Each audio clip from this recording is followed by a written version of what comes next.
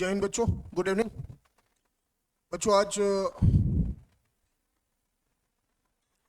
Singh sir के mission के तहत, सिंह सर का जो मिशन है कि पढ़ने का अधिकार सबको, डॉक्टर बनने का भी अधिकार सबको, इसी मिशन के तहत आज हम लोग जो आपका फुल लेंथ सिलेबस टेस्ट होता है और जो आपका FST 14 है, ओके, तो उसका हिंदी मीडियम में मैं सोल्यूशन कराने वाला हूँ और मैं आपको क्वेश्चन नंबर 1 से क्वेश्चन नंबर 25 तक सोल्यूशन कराऊंगा।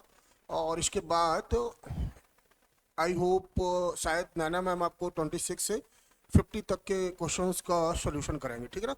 तो लेट्स स्टार्ट कि आज हम लोग शुरुआत करते हैं अपने क्वेश्चन नंबर 1 से।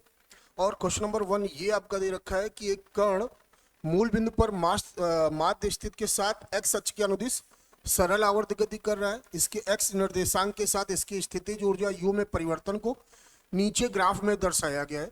कण का द्रव्यमान 200 ग्राम है। तो कण की कोणीय आवृत्ति क्या है? देखो, ये जो पैराबोला फॉर्म में, परवलयाकार रूप में जो ग्राफ देख रहे हो आप, जो ग्राफ देख रहे हो, ये स्थितिज ऊर्जा का ग्राफ है और ये कुल ऊर्जा का ग्राफ है बच्चा। और यहां पर जो आपका कुल ऊर्जा है या जो आपकी अधिकतम स्थितिज ऊर्जा है सरल आवर्त गति में, उसका फार्मूला होता है E बराबर half m omega square a square. और जब आप ग्राफ देखेंगे तो हमारा एक ओर का अधिकतम विस्थापन कितना दिखाई दे रहा है? 2, वो भी किसमें? सेंटीमीटर में। तो अपना जो आयाम होगा a की वैल्यू वो 2 सेंटीमीटर होने वाली है। और आपकी टोटल एनर्जी या मैक्सिमम पोटेंशियल एनर्जी, अधिकतम स्थितिज ऊर्जा क्या है? 20 है, 1/2। जो द्रव्यमान दे रखा है ग्राम में दे रखा है, किलोग्राम में चेंज करेंगे तो 0.1 आएगा। ओमेगा हम लोगों को कैलकुलेट करना है a स्क्वायर, 2 का स्क्वायर 4, और सेंटीमीटर स्क्वायर को मीटर स्क्वायर में चेंज करेंगे तो -4। 4 से डिवाइड किया गया, 5 आया, 5 इंटू 2 10 हो गया, ये 10 की पावर -5 आएगा ओमेगा स्क्वायर। और यहाँ से ओमेगा स्क्वायर हो जाएगा 10 की पावर 6, तो ओमेगा हो जाएगा 10 की पावर 3 रेडियन पर सेकंड। और 10 की पावर 3 का मतलब होता है 1000, 1000। तो आपका जो सही जवाब होगा वो 1000 रेडियन पर सेकंड है। और ऐसा कहाँ दिख रहा है आपको? सेकंड ऑप्शन पे दिख रहा है। तो फार्मूला बेस्ड क्वेश्चन था बेटा, बड़ा ही आसान था। हमें सिर्फ SHM करते हुए पार्टिकल की टोटल एनर्जी, कुल ऊर्जा का फार्मूला पता होना चाहिए, बस हमें वैल्यू पुट करनी थी और बड़े आराम से सॉल्व हो जाना था। ओके, चलिए जरा अगला क्वेश्चन देखते हैं हम लोग। क्वेश्चन नंबर 2 कह रहा है कि एक वर्णीय प्रकाश किरणें दो माध्यमों को अलग करने वाले अंतः पृष्ठ पर पड़ती हैं। अपवर्तन के बाद आपतित प्रकाश किरणों का निम्नलिखित में कौन सा गुण नहीं बदलता? बेटा, अपवर्तन के पश्चात यहाँ पे रिफ्रैक्शन हो रहा है और हम सब लोग जानते हैं कि रिफ्रैक्शन में आवृत्ति नहीं बदलती है। रिफ्रैक्शन में आवृत्ति नहीं बदलती क्योंकि जो फ्रीक्वेंसी होता है वो स्रोत पर डिपेंड करता है और जो कलर होता है वो आवृत्ति पर डिपेंड करता है। अपवर्तन की घटना में आवृत्ति बदल नहीं रही है और जब आवृत्ति नहीं बदलेगी तो रंग भी नहीं बदलेगा। तो यहाँ पे जो सही जवाब है रंग और आवृत्ति, दोनों ऑप्शन सही हो रहा है। ऐसा कहाँ पे लिखा है? कंबाइंड फॉर्म पे 4th पे लिखा है। तो अपना क्वेश्चन नंबर 2 का जो सही जवाब है वो चौथा है। क्वेश्चन नंबर 3 में बोल रहा है कि XY तल में पृथ्वी की सतह के निकट एक प्रक्षेप के प्रक्षेप पथ का समीकरण y बराबर AX माइनस BX स्क्वायर, कुछ ऐसे लिख लेंगे, द्वारा व्यक्त किया गया है। प्रक्षेप का क्षैतिज परास बताना है, जहां पर A और B आपके क्या है? धनात्मक स्थिरांक है। करा क्षैतिज परास बताना, आपको हॉरिजॉन्टल रेंज बताना। आपने 2 फार्मूले पढ़े और वो जो दोनों फार्मूले थे, y बराबर x tan theta minus GX square upon 2u square cos square theta, ये प्रक्षेप के पथ का समीकरण होता है। और एक और फार्मूला पड़ा y बराबर x tan थीटा, इसी को आगे सॉल्व करने से आता है -1/1 माइनस x अपॉन r। तो अपने को इससे देखना है, अगर हम यहाँ पे तुलना कराएं और इसको इसी फॉर्म पे बना लें तो यहाँ से अगर ax कॉमन लोगे तो ये आएगा 1 minus bx upon a, bx upon a। और जब कंपेयर कराओगे अपने को रेंज निकालना है r, तो यहाँ पे x का गुणांक क्या है? b अपॉन a, यहाँ पे x का गुणांक क्या है? 1 अपॉन r, तो 1 अपॉन r बराबर b अपॉन a। तो बच्चा r बराबर क्या हो जाएगा? a upon b। तो अपना राइट आंसर है आपका a अपॉन b। और ये कहाँ दे रखा है? फर्स्ट में दे रखा है। तो ये आपका सही होगा a अपॉन बी। अगर इसी क्वेश्चन में आपसे एंगल ऑफ प्रोजेक्शन प्रक्षेप कोण पूछ लेता तो हम लोग यहां से कंपेयर करते तो x tan थीटा बराबर क्या आता है, ax आता, x से x कैंसिल हो जाता तो tan थीटा बराबर a आता, तो थीटा और tan इनवर्स a आ जाता। ओके, हम सब कुछ कैलकुलेट कर सकते हैं इन दिए गए डाटा से। चलिए क्वेश्चन नंबर 4 कह रहा है नाभिकीय घनत्व तो निम्न कोटि का होता है। बच्चा आपको याद रखना है कि जो नाभिकीय घनत्व होता है वो किसी बात पर निर्भर नहीं करता है, मतलब द्रव्यमान संख्या पर निर्भर नहीं करता है। और वैसे भी हम लोगों ने फार्मूला पढ़ा है घनत्व बराबर द्रव्यमान बटे आयतन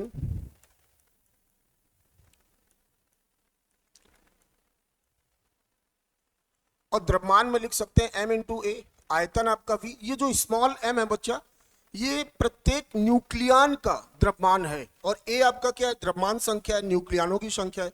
v आपका आयतन हो गया। अगर हम v की बात करें 4/3 पाई r क्यूब होगा।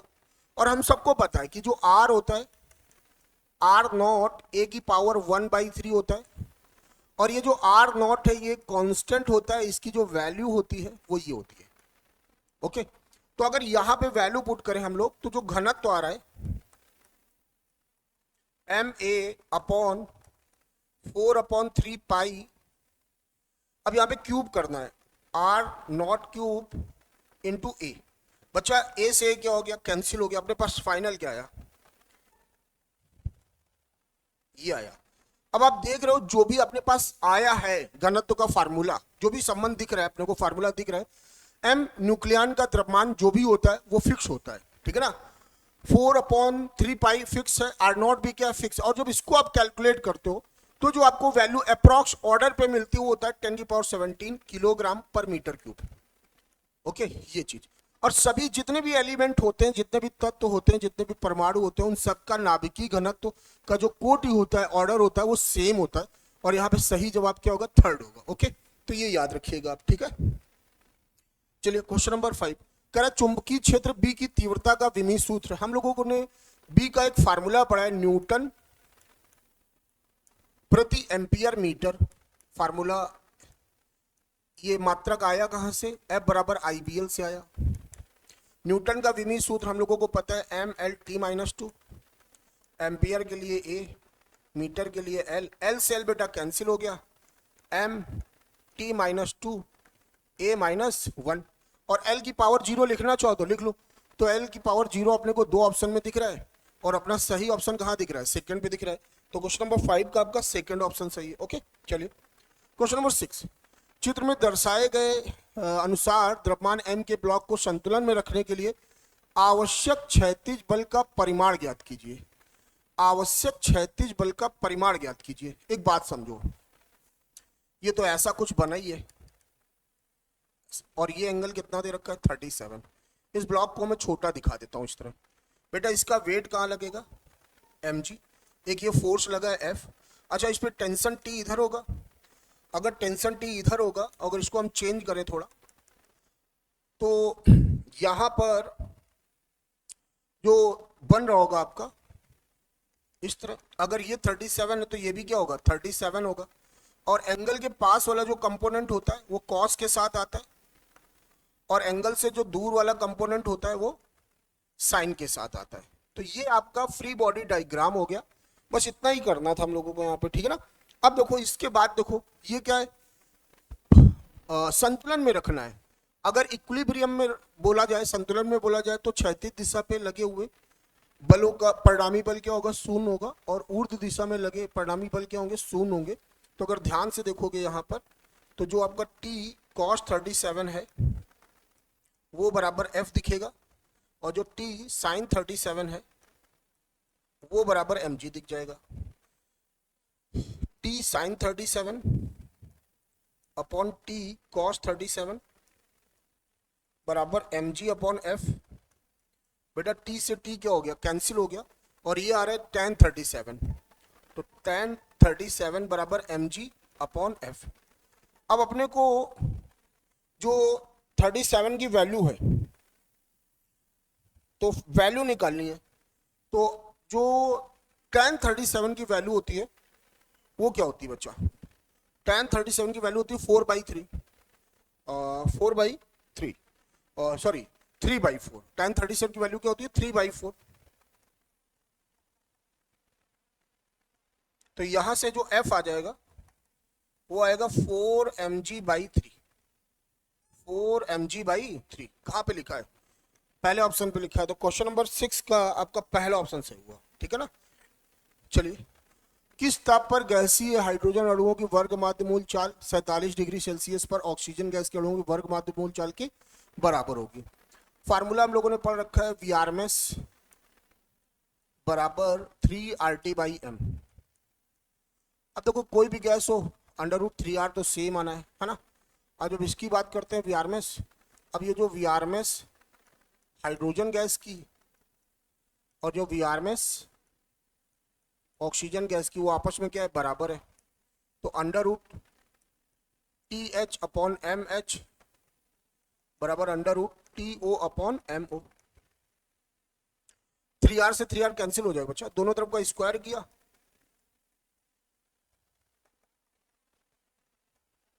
अब यहाँ पे अगर वैल्यू रखी जाए तो हाइड्रोजन का टेम्परेचर कितना दे रखा है 47, इसको हमें केल्विन में चेंज करना होगा। जो हम लोग केल्विन में चेंज करेंगे तो केल्विन में चेंज करने के लिए क्या होगा?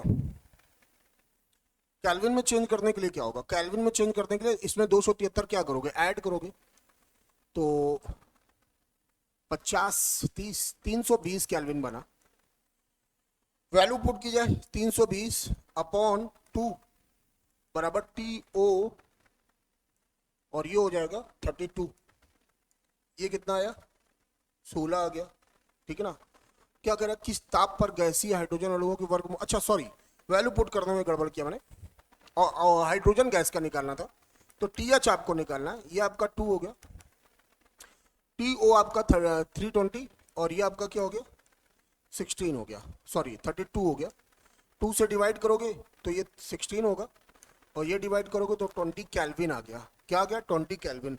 और ऐसा कहाँ दे रखा है? ऐसा पहले ही ऑप्शन पे दे रखा है, तो आपका पहला ऑप्शन सही हो गया। ओके, चलिए क्वेश्चन नंबर 8। एक पिंड को गुरुत्व के अंतर्गत अधीन छोटी ऊंचाई से गिराया जाता है। गति के पहले और 5वें सेकंड में पिंड द्वारा तय की गई दूरी किसी विशेष सेकंड में तय की गई दूरी का ये हम लोगों ने फार्मूला पढ़ा है। nवें सेकंड में तय की गई दूरी गिराया जा रहा है तो u आपका 0 हो गया। तो Sn बराबर क्या हो जाएगा? g/2 2n-1। अब कौन सा पहला सेकंड दे रखा था? जब पहला सेकंड रखोगे तो ये क्या आएगा? g/2 आएगा। फिर क्या दे रखा था? 5वां, n की जगह 5 रखो तो 5 दूना 10, 10 में 1 गया 9, तो ये 9g/2 आ रहा है। अगर हम रेशियो निकालें S1:S5 तो 1:9 आ रहा है, ठीक है ना। और यही हम लोगों से पूछा गया था। तो क्वेश्चन नंबर 8 का कौन सा ऑप्शन सही होगा? दूसरा ऑप्शन सही होगा। चलिए, एक माइक्रोफैराड धारिता के समांतर प्लेट संधारित्र की प्लेटों के बीच जो वोल्टेज है वो 5 वोल्ट पर सेकंड की दर से बदल रहा है। विस्थापन धारा, बेटा जो विस्थापन धारा होता है C/dV/dt होता है, याद रखिएगा। जो विस्थापन धारा है C/dV/dt। और ये फार्मूला आया कैसे? ये फार्मूला आ रहा है विस्थापन धारा की जो डेफिनेशन आपने पढ़ी, ID बराबर ε0 dφE/dt, मतलब इलेक्ट्रिक फ्लक्स। और फाई की जगह क्या लिख सकते हो? E/A, फिर वहां से d/dt, इस टाइप की चीजें बनेंगे, टर्म बनेंगे और फिर हम लोग कैलकुलेट कर लेंगे। तो ये आपको ID का एक फार्मूला याद रखना है विस्थापन धारा का। C कितना दे रखा है? 1, dV/dt कितना दे रखा है? 5, और ये हो गया माइक्रो एम्पियर। तो आपका फाइनल आंसर आएगा 5 micro ampere. Right answer is 4। Okay, question number 9 का आपका 4 सही हो गया। किसी भी संधारित्र की धारिता निर्भर करती है, बेटा देखो C बराबर Q/V। और यहाँ पे जो डिफिनीशन होती है उसमें साफ साफ बोला जाता है कि अगर voltage Q proportional to V, शुरुआत तो यहाँ से करते हैं ना लोग, Q प्रोपोर्शनल टू V, अगर हम चार्ज देते रहेंगे तो उसका पोटेंशियल भी क्या होगा? इंक्रीज होगा। तो जो Q/V का रेशियो है वो हमेशा कांस्टेंट रहता है। तो ना तो इस पे डिपेंड करता है ना ही इस पे डिपेंड करता है। हाँ, जो आकार होता है उस पे डिपेंडेंसी बनती है। जो चालक लिए जाते हैं, प्लेटों की जो डायमेंशंस होती हैं, जो भी कंडक्टर होता है, चालक होता है, उनकी डायमेंशंस पे डिपेंड करती है। तो इस हिसाब से आपका सही जवाब क्या होगा? पहला होगा। ओके, क्वेश्चन नंबर 11 कह रहा है एक कण विरामावस्था से 25/पाई मीटर त्रिज्या के वृत्त में एक समान रूप से बढ़ती हुई चाल से गति करना प्रारंभ करता है। देखो जो वृत्त पर है मतलब उसकी चाल लगातार क्या हो रही है, बढ़ रही है। फिर कह रहा है कि यदि वह गति के पहले 5 सेकंड में 5 चक्कर पूरे करता है तो इसका स्पर्श रेखीय त्वरण क्या होगा। आपसे एटी पूछा गया है। क्या पूछा गया है? एटी पूछा गया। तो अपन फार्मूला लगाया एस बराबर UT plus half eighty square. यहाँ पे ये जो ए आ रहा है वो टेंजेंशियल एक्सीलरेशन है, स्पर्श रेखीय त्वरण। अच्छा एक चक्कर में कितनी दूरी 2πr, एक चक्कर में कितनी दूरी 2πr। यहाँ पे कितने चक्कर लगा रहे हो? 5 चक्कर लगा रहे हो तो टोटल दूरी हो जाएगी 5 × 2πr। विरामावस्था से स्टार्ट किया u 0 रखोगे तो ये पूरा का पूरा 0 हो गया प्लस 1/2। ए आपको कैलकुलेट करना है और टोटल कितना सेकंड बोला 5, तो 5 का स्क्वायर कितना हो गया 25। ये बच्चा इधर करोगे तो ये 10 और ये 5 से डिवाइड कर दो तो ये हो गया 5। तो ए बराबर बच्चा आया 4πr/5। अब अगर यहाँ पे वैल्यू रखी गई, आर की वैल्यू क्या दे रखी है 25/पाई दे रखी है। पाई से पाई कैंसिल हो गया, 5 चौको 20 मीटर पर सेकंड स्क्वायर। तो यहाँ पे आपका सही जवाब क्या होगा 4th होगा। तो क्वेश्चन नंबर 11 का सही जवाब है आपका 20 मीटर पर सेकंड स्क्वायर। क्वेश्चन नंबर 12 कैपलर का द्वितीय नियम क्षेत्रफल का नियम आधारित है। कैपलर के द्वितीय नियम का जो स्टेटमेंट है, कथन है, तो कैपलर ने बोला था कि ग्रह और सूर्य को मिलाने वाली रेखा समान समय में समान क्षेत्रफल तय करेगी। जो ग्रह होता है वो दीर्घवृत्तीय कक्षा में चक्कर लगाता है और जो सूर्य होता है वो किसी एक फोकस पर होता है। ये प्रथम नियम था। और जो क्षेत्रफली चाल है dA/dt, ये क्षेत्रफली चाल है, ये बेटा क्या होगा नियत होगा। ये कैपलर के द्वितीय नियम से होता है। और जब हम सॉल्व करते हैं तो जो dA/dt आता है वो आता है L/2m, L/2m। अब यहाँ पे dA/dt तो नियत है ही है, ये आपका m ग्रह का द्रव्यमान ये भी नियत होगा, तो जो L होगा वो भी आपका क्या हो जाएगा नियत हो जाएगा। और L यहाँ पर क्या है कोणीय संवेग है। तो जो कैपलर का द्वितीय नियम है वो किस पे आधारित है कोणीय संवेग संरक्षण पर आधारित है। तो 12 का सही जवाब क्या होगा बच्चा तीसरा होगा। ओके चलिए फिर अब हम लोग क्वेश्चन 13 देखते हैं। एक वैद्युत द्विध्रुव को उसके द्विध्रुव आघूर्ण के साथ वैद्युत क्षेत्र के समांतर रखा गया। मतलब पहले जो द्विध्रुव है अगर वैद्युत क्षेत्र ऐसे है, वैद्युत क्षेत्र इस तरह रखा है तो वैद्युत जो द्विध्रुव है उसको इस तरह रखा गया है। ये चलिए अच्छी बात है। कह रहा है यदि द्विध्रुव को 60 डिग्री तक घुमाया जाए, मतलब अभी थीटा कितना था 0 था, अब आपने उसको ऐसे ऐसे कर दिया तो अब एंगल कितना हो गया 60 डिग्री हो गया। तो कह रहा है W है तो स्थिर संतुलन से 180 डिग्री घुमाने में किया गया कार्य। तो पहले हम यहां तक सॉल्व कर लेते हैं एक स्टेप में, ठीक ना। तो अगर कोई भी डायपोल इलेक्ट्रिक फील्ड की डायरेक्शन पे रखा है और उस डायरेक्शन से थीटा एंगल अगर डायपोल को घुमा रहे हो रोटेट कर रहे हो तो जो वर्क डन होता है उसका फार्मूला होता है W बराबर PE1 - cos थीटा। और बच्चा यहाँ पे थीटा क्या दे रखा है 60 डिग्री दे रखा है।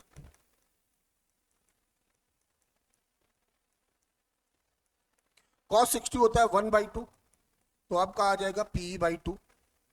और यहां से हम लोग लिख सकते हैं PE बराबर W/2W। ये चलिए अब उन्होंने बोला कि स्थिर संतुलन, इस शब्द के बड़े मायने स्थिर संतुलन। जब स्थिर संतुलन बोल दिया जाए तो समझ जाइएगा कि जो द्विध्रुव है वो क्षेत्र की दिशा में ही रखा है। स्थिर संतुलन बोला जाए तो मतलब द्विध्रुव क्षेत्र की दिशा में ही रखा है, थीटा 0 है। अगर अनस्टेबल बोले अस्थिर बोले तो फिर आप समझ जाइएगा कि विपरीत दिशा में रखा है। तो यहां तो अभी द्विध्रुव क्षेत्र की दिशा में रखा है इस तरह। अब इसको घुमा के कितना घुमाया गया है 180, मतलब अब आपका जो एंगल है वो 180 है।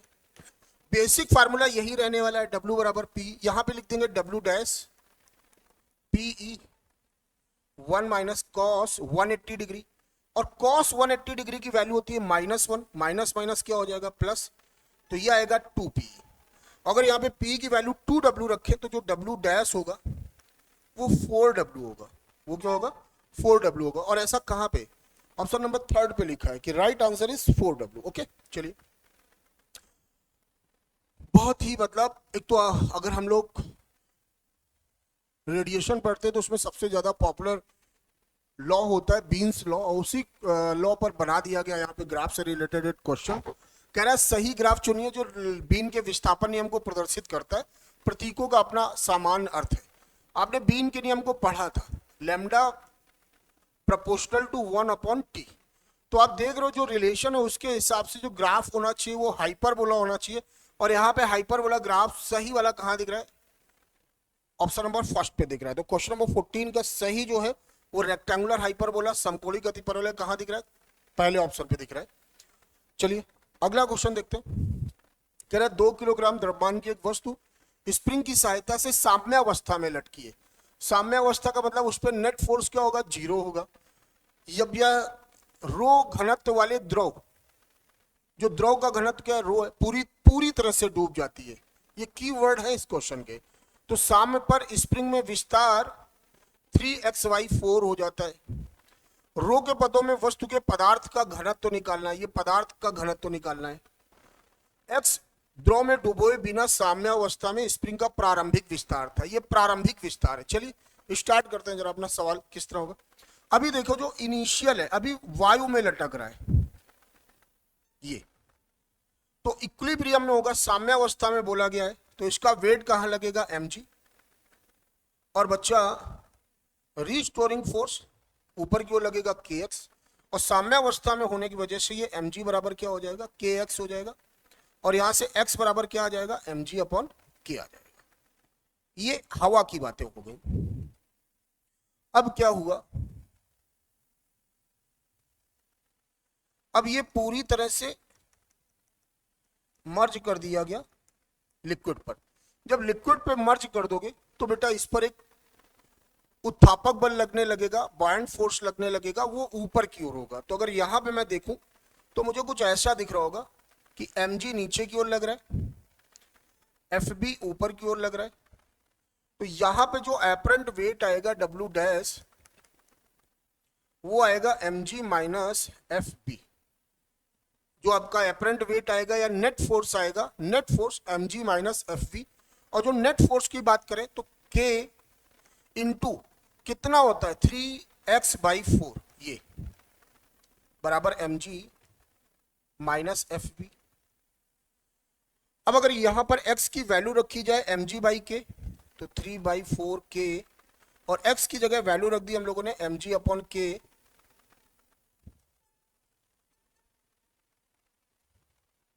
बेटा k से k कैंसिल हो गया, ये 3/4 mg हो गया, और fb बराबर क्या हो गया? mg/4।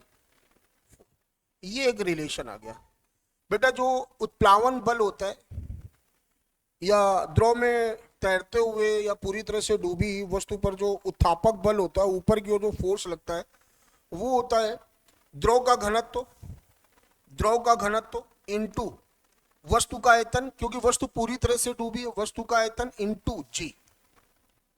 ये आपका उत्प्लावन बल का फॉर्मूला बन गया आर्किमिडीज के सिद्धांत से। मास को हम क्या लिख सकते हैं? मास को हम लिख सकते हैं वस्तु का घनत्व। बेटा पूरी तरह से डूबा है तो वॉल्यूम इधर भी चलेगा, ये g हो गया, अपॉन क्या हो गया? 4। vg कैंसिल हो गया, तो जो वस्तु का घनत्व हो गया वो आया 4ρl। और ρl की वैल्यू क्या दे रखी है? रो दे रखी है। तो यहाँ पे जो वस्तु का घनत्व होगा वो 4ρ हो जाएगा। वो क्या हो जाएगा? 4ρ। तो सही जवाब कहाँ दिख रहा है? पहले ऑप्शन पे दिख रहा है। तो क्वेश्चन नंबर 15 का सही जवाब है आपका पहला। बहुत ही प्यारा सवाल था ये, है ना। क्वेश्चन नंबर 16 करा चित्र में दिखाए गए अनुसार एक आदर्श गैस पर ऊष्मागतिक प्रक्रम AB पर विचार कीजिए। प्रक्रम AB के दौरान गैस द्वारा किया गया कार्य है। अगर हम ये देखते हैं तो ये हमारा इनिशियल वॉल्यूम हो गया, और इधर की तरफ हमारा फाइनल वॉल्यूम हो गया। अभी आप देखो कि स्टार्टिंग पे वॉल्यूम धीरे धीरे क्या हो रहा है? कम हो रहा है। जब हम इधर की ओर आएंगे तो वॉल्यूम क्या होगा? कम होगा। तो यहां से लेके यहां तक वॉल्यूम क्या हो रहा है? घट रहा है। वॉल्यूम क्या हो रहा है? घट रहा है। अगर वॉल्यूम घटेगा तो डेल्टा भी किस साइन के साथ? निगेटिव साइन के साथ। तो डब्ल्यू भी किस साइन के साथ? निगेटिव साइन के साथ। ठीक है ना। अब अगर यहां देखा जाए, इसके बाद आपका वॉल्यूम धीरे धीरे क्या हो रहा है, बढ़ रहा है। तो वॉल्यूम अगर इंक्रीज करेगा, बढ़ेगा, तो डेल्टा भी किस साइन के साथ, प्लस साइन के साथ। तो डब्ल्यू भी किस साइन के साथ, प्लस साइन के साथ। तो शुरुआत में तो डब्ल्यू ऋणात्मक होगा और बाद में डब्ल्यू क्या होगा, धनात्मक होगा। तो ऐसा कहां पे लिखा है, चौथे ऑप्शन पे लिखा है। तो हमारा सही जवाब होगा 4। ओके, चलिए क्वेश्चन नंबर 17 देखते हैं। किसी दिए गए घूर्णन के प्रत्यय किसी पिंड का जड़त्व आघूर्ण निम्न बातों पर निर्भर करता है। जो जड़त्व आघूर्ण होता है बेटा, कोई ना कोई पिंड किसी एक्सिस के अबाउट घूम रहा होता है, तो position of axis, position of axis घूर्णन की स्थिति पर निर्भर करता है, द्रव्यमान वितरण पर निर्भर करता है, ओके, पिंड की आकृति पर निर्भर करता है। आपने देखा होगा कि गोली कोष के लिए अलग पड़ा है, बेलन के लिए अलग पड़ा है, ठोस गोले के लिए अलग पड़ा है, तो पिंड के आकार पर भी निर्भर करता है।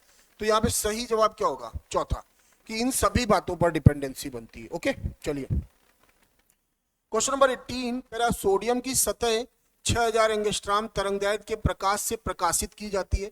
सोडियम का कार्य फलन 1.6 इलेक्ट्रॉन वोल्ट है। उत्सर्जित इलेक्ट्रॉन की न्यूनतम गतिज ऊर्जा, आपसे क्या पूछा है, न्यूनतम। जो फोटो इलेक्ट्रिक इफेक्ट में आइंस्टीन समीकरण हम लोग पढ़ते हैं, ई मैक्स बराबर एच न्यू माइनस डब्ल्यू, या डब्ल्यू की जगह कुछ लोग फाई लिख देते हैं। ये आपका कार्यफलन होता है और ये इलेक्ट्रॉनों की अधिकतम गतिज ऊर्जा होती है। न्यू आवृत्ति है, अगर हमें तरंगदैर्घ्य के फॉर्म में बदलना है तो न्यू की जगह सी अपॉन लैम्डा लिख सकते हैं, तो ये हो जाएगा एच सी अपॉन लैम्डा। लेकिन इस रिलेशन से निकलता क्या है, अधिकतम गतिज ऊर्जा निकलती है। आपसे पूछा क्या है, न्यूनतम, तो गतिज ऊर्जा है, तो गतिज ऊर्जा का न्यूनतम मान कितना होगा, 0 होगा। 0 से कम तो हो ही नहीं सकता, पॉसिबल ही नहीं है। तो आपसे न्यूनतम पूछा गया था, तो न्यूनतम गतिज ऊर्जा क्या होगी, 0 होगी। अगर आपसे अधिकतम पूछा जाएगा तो इससे निकाल सकते हो, ठीक है ना। तो 0 से लेके अधिकतम गतिज ऊर्जा तक कई सारी एनर्जी वाले फोटो इलेक्ट्रॉन सरफेस से क्या होते हैं, इमिट होते हैं, इजेक्ट होते हैं, बाहर निकलते हैं फोटो इलेक्ट्रिक इफेक्ट के दौरान। तो यहाँ पे मिनिमम पूछा गया है, तो मिनिमम के लिए आप क्या लिखेंगे, 0 लिखेंगे। जो रेंज होती है वो 0 से लेके ई मैक्स तक होती है। ओके, चलिए, हाँ थोड़ा अच्छा क्वेश्चन था, न्यूनतम शब्द पे दिमाग लगाना था, हमें सीधे सॉल्व नहीं करना था इसको। क्वेश्चन नंबर 19, आर त्रिज्या का एक वृत्तीय लूप विद्युत धारावाही तार से दूर ले जाया जाता है। वृत्तीय लूप में प्रेरित धारा होगी, अभी धारा इधर जा रही है, इस लूप में धारा बताना है। तो इस तार के कारण जो मैग्नेटिक फील्ड होगा बी प्रोपोर्शनल टू 1/5 बराबर बी है। जैसे जैसे ये दूर जाएगा डी बढ़ेगा तो बी क्या होगा, कम होगा। डी बढ़ रहा है, मैग्नेटिक फील्ड घट रहा है, तो इस वजह से मैग्नेटिक फ्लक्स भी क्या होगा, घटेगा। मैग्नेटिक फ्लक्स क्या होगा, घटेगा। और अगर मैग्नेटिक फ्लक्स घटेगा, चुंबकीय फ्लक्स घटेगा, तो जो लेंज का द्वितीय नियम है जो ऊर्जा संरक्षण पर आधारित है, वो ये बोलता है कि प्रेरित धारा की दिशा सदैव ऐसी होती है कि वो होने वाले मूल कारण में परिवर्तन का विरोध करती है। तो इसकी इस गति के कारण इससे जो पास हो रहा है, जो गुजर रहा है, जो बद्ध है चुंबकीय फ्लक्स, वो घट रहा है। लेकिन जो प्रेरित धारा है वो क्या कोशिश करेगी, वो कोशिश करेगी कि इसका चुंबकीय फ्लक्स घटे ना। तो जब नहीं घटेगा तो वो डायरेक्शन, इसी डायरेक्शन पे फ्लो करने की कोशिश करेगी। तो कुछ इस तरह होगा कि नहीं होगा, बोलो बालक, पक्का ना। तो ये आपका, क्योंकि वो बी को बढ़ाने की कोशिश करेगी, ठीक है ना।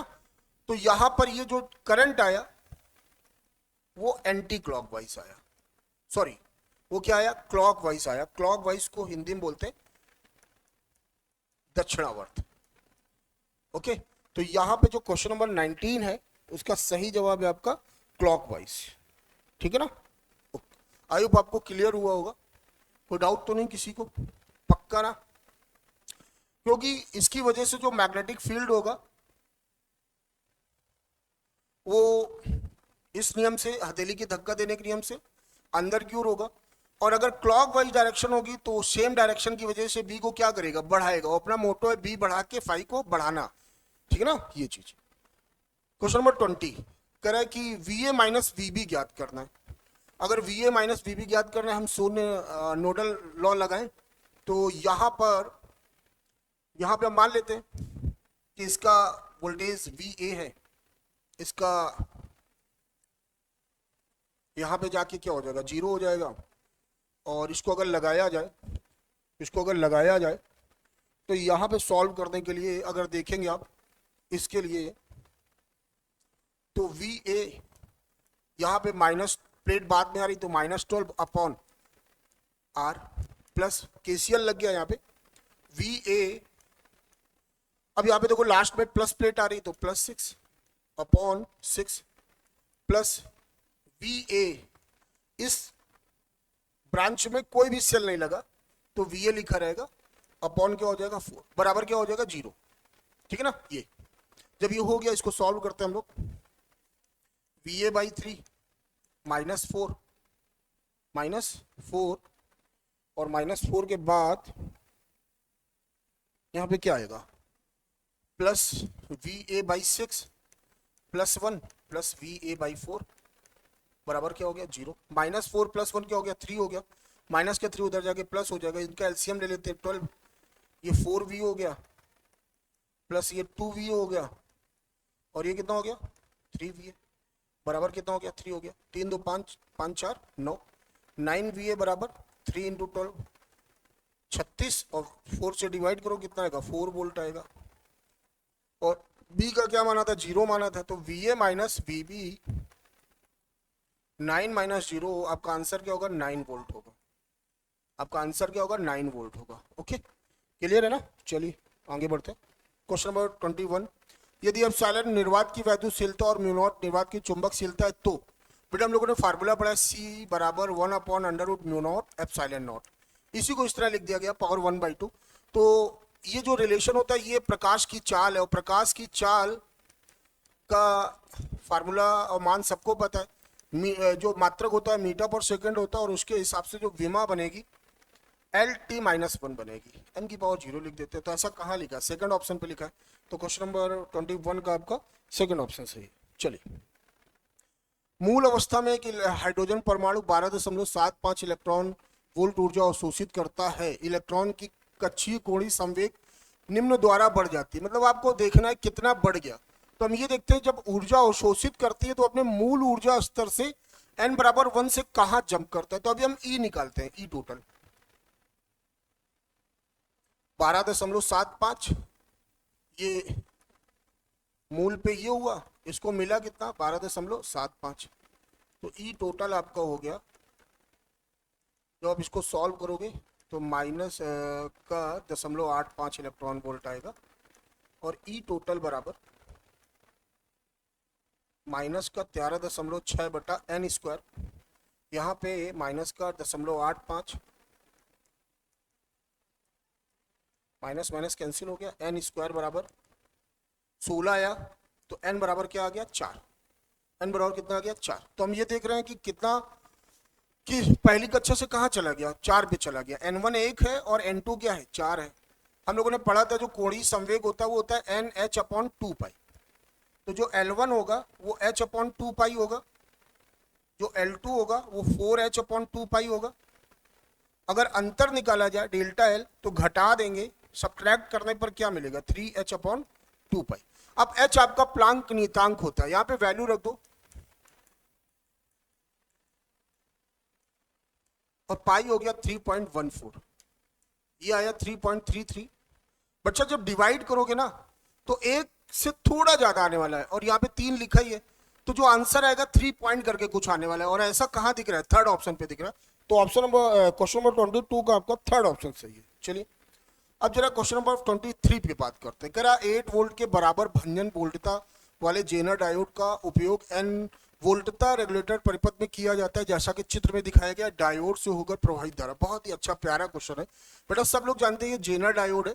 अब जेनर डायोड है तो ये आपका n क्षेत्र हो गया और ये आपका क्या हो गया p क्षेत्र हो गया। n कैसा है प्लस है और p कैसा है निगेटिव है, तो इसका मतलब ये रिवर्स बायस में, ये उत्क्रम अभिनत में, ये किसमें उत्क्रम अभिनत में। अगर हम बात करें कि इसको हमने 0 ले लिया, इसको हमने 0 ले लिया, इसको हमने 0 ले लिया, अब ये प्लस 20 वोल्ट दिखा है तो इधर भी प्लस 20 वोल्ट, इधर भी आप 20 वोल्ट ले सकते हो और इधर भी आप क्या लिख सकते हो 20 वोल्ट ले सकते हो, ये लिख दिया गया। अगर देखा जाए तो यहां पर 500 ओम में कितना करंट फ्लो होगा, 500 ओम में कितना करंट फ्लो होगा, 500 ओम की अगर हम बात करें तो 500 ओम में कितना करंट फ्लो होगा, क्योंकि कोई करंट इधर जाएगा आई, कुछ पार्ट इधर चला जाएगा और कुछ पार्ट इधर होते हुए इधर I2 आएगा। अगर हम I निकालें और I और I2 निकालने के बाद I माइनस I2 कर दें तो हमें क्या मिल जाएगा, I1 मिल जाएगा, क्योंकि डायोड से होकर प्रवाहित धारा पूछी गई है, ठीक है ना। अब अगर एक बात देखी जाए, अच्छा एक बात, सॉरी थोड़ा मैंने गलत लिख दिया यहाँ पे, क्योंकि यहाँ पे क्या है, बीच में वो लगा हुआ है रेजिस्टेंस, ये 8 वोल्ट और ये 8 वोल्ट होगा, ठीक है ना, क्योंकि ये पैरेलल कॉम्बिनेशन पर है यहाँ पे। तो देखो ये 1 किलो ओम है और यहाँ पर पोटेंशियल डिफरेंस विभवांतर कितना है, 8 वोल्ट है। तो यहाँ पे जो I2 निकाला जाए तो 8/1 किलो ओम, तो ये आपका आएगा 8 मिली एम्पियर I2, तो ये आ गया। अगर हम इधर की बात करें तो ये 20 वोल्ट है, ये 8 वोल्ट है, तो यहाँ पे पोटेंशियल ड्रॉप कितना हो गया, 12 वोल्ट हो गया। यहाँ पे पोटेंशियल ड्रॉप कितना हो गया, 12 वोल्ट हो गया। अब यहाँ पर अगर हम करंट निकाले I, यहाँ पे क्या फ्लो हो रहा है, I फ्लो हो रहा है ना, तो I बराबर 12/500, 5 गुणे 10 की घाते 2 किया, प्लस का 5 से डिवाइड किया, 2.4 गुणे 10 की घाते -2, तो ये हो गया 24 गुणे 10 की घाते -3, और इसको लिख सकते हो 24 मिली एम्पियर। तो बेटा यहाँ से जो फ्लो हो रहा है वो 24 मिली एम्पियर फ्लो हो रहा है, और यहाँ पे जो गया है वो 8 मिली एम्पियर। तो अगर मैं I1 निकालना चाहूं तो 24 माइनस 8, तो 16 मिली एम्पियर आएगा। कितना आएगा, 16 मिली एम्पियर। और ऐसा कहाँ दे रखा है, सेकंड ऑप्शन पे दे रखा है। तो क्वेश्चन नंबर 22 का आपका सेकंड ऑप्शन सही है। ओके चलिए, प्यारा सवाल था ये बच्चा। क्वेश्चन नंबर 24, एक मिश्रित सूक्ष्मदर्शी में अभिदर्शक के लिए 4 सेंटीमीटर और नेत्रिका के लिए 5 सेंटीमीटर फोकस दूरी के 2 उत्तल लेंस हैं, जिन्हें 25 सेंटीमीटर दूरी पर रखा जाता है। किसी वस्तु को अभिदर्शक के सामने कहाँ रखा जाना चाहिए ताकि अंतिम प्रतिबिंब नेत्रिका से अनंत पर बने। देखो ये जो आपको वैल्यू दे रखी है ये FO दे रखी है, अभिदर्शक लेंस की फोकस दूरी है। ये जो वैल्यू दे रखी है वो FE दे रखी है। ये क्या दे रखी है, FE दे रखी है। और कितने डिस्टेंस पे लिखा गया है दोनों के बीच का, 25 सेंटीमीटर। ये एक तरह से लंबाई दे रखी है, ठीक है ना।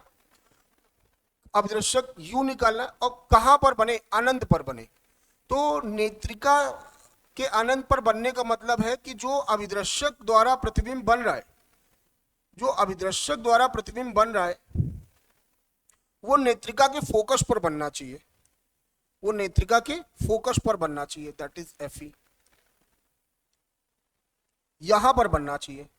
ये पूरा डिस्टेंस कितना दे रखा है, 25, इसकी फोकस दूरी कितनी दे रखी है, 5, तो यहां से ये दूरी कितनी हो जाएगी बच्चा, 20 सेंटीमीटर, और इसकी फोकस दूरी कितनी दे रखी है, 4 सेंटीमीटर नॉर्मल। और ये आपका यहां से अभिदर्शक द्वारा बने हुए प्रतिबिंब की दूरी कितनी है, अभिदर्शक लेंस से 20। नॉर्मल लेंस का फॉर्मूला लगाओ, अभिदर्शक के लिए लगा रहे हो इस वजह से मैंने O को मेंशन कर दिया।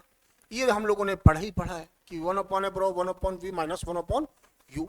अब इसके आगे देखा जाए वैल्यू, साइन कन्वेक्शन भी याद रखना, फोकल लेंथ उत्तल लेंस है, प्लस साइन के साथ ही जाने वाला है।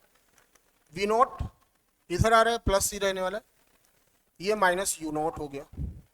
1/u0 बराबर क्या हो जाएगा, 1/20 माइनस 1/4। एलसीएम क्या आ गया, 20 आ गया, ये माइनस का 4/20 हो गया, ये माइनस का 1/5 हो गया। तो UO बराबर आ गया बेटा माइनस का 5 सेंटीमीटर। तो वस्तु को कितनी दूर रखना चाहिए, 5 सेंटीमीटर दूरी पर रखना चाहिए, और माइनस साइन वो साइन कन्वेक्शन की वजह से आ रहा है। तो सही जवाब कौन सा अपना, सेकंड है। तो जो 24 है उसका सही जवाब क्या हो गया, सेकंड हो गया। चलिए, ये आपका वेव ऑप्टिक्स से, तरंग प्रकाशिकी से जो पोलराइजेशन ऑफ लाइट, प्रकाश के ध्रुवण, उस टॉपिक से क्वेश्चन लिया गया। करा एक पोलराइजर है, पोलराइजर और एक एनालाइजर, मतलब ये ध्रुवक है और ये क्या हो गया, विश्लेषक हो गया। एक दूसरे से 45 डिग्री के कोण पर झुके हुए हैं। एनालाइजर से निकलने वाले ध्रुवीकृत प्रकाश की तीव्रता 2I0 है। पोलराइजर पर आपतित अध्रुवित प्रकाश की तीव्रता होगी। ये जो अध्रुवित प्रकाश जा रहा है, ये जो अध्रुवित प्रकाश जा रहा है उसकी तीव्रता क्या हो गई, I हो गई। और ये अपना क्या है, ध्रुवक है, ये पोलराइजर है। तो जब इससे जब निकलेगा तो ये जो प्रकाश निकलेगा उसकी इंटेंसिटी आधी हो जाएगी, I/2, और यही प्रकाश अब यहां से निकलेगा, और जब यहां से निकलेगा तो आपतित तीव्रता क्या है, I/2। यहां से निकलने के लिए हमें पता करना है I डैश। अच्छा, I डैश ये दे रखा है 2I0। हम लोगों ने पढ़ा है मैलस का नियम, मैलुस या मैलस का नियम,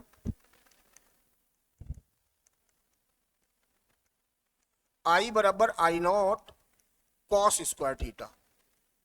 ये सिर्फ और सिर्फ किसके लिए लगता है, एनालाइजर के लिए लगता है, विश्लेषक पोलराइजर के लिए नहीं लगता। ये एनालाइजर विश्लेषक के लिए लगता है। ये जो सेकंड पे दे रखा है ये होता है इस एनालाइजर पर आपतित होने वाली इंटेंसिटी I0। तो I0 की जगह पर हम क्या लिख सकते हैं, I/2 लिख सकते हैं। और ये जो थीटा दे रखा है, दोनों के प्रकाशिक अक्षों के बीच का कोण दे रखा है, और ये जो I है इससे जो निकल रहा है वो तीव्रता है। तो यहां पर हम I की जगह पर क्या रख देंगे, 2I0 रखेंगे, और इस I0 की जगह क्या रखेंगे, I/2 रखेंगे, और cos 45 1/√2 होता है, स्क्वायर करेंगे 1/2 आएगा, I/4 होगा, तो I बराबर क्या आ जाएगा, 4 × 2 8I0। क्या आएगा, 8I0।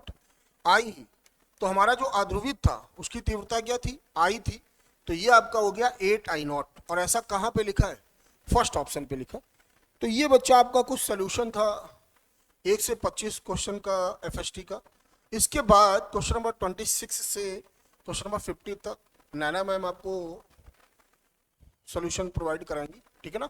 आज अपना यहीं तक था, ठीक है। फिर किसी पेपर के डिस्कशन में मुलाकात होगी। जय Hind, thank you. Good evening बच्चों। क्वेश्चन नंबर 1 to 25 आपको रोहित सर डिस्कशन करवा चुके हैं।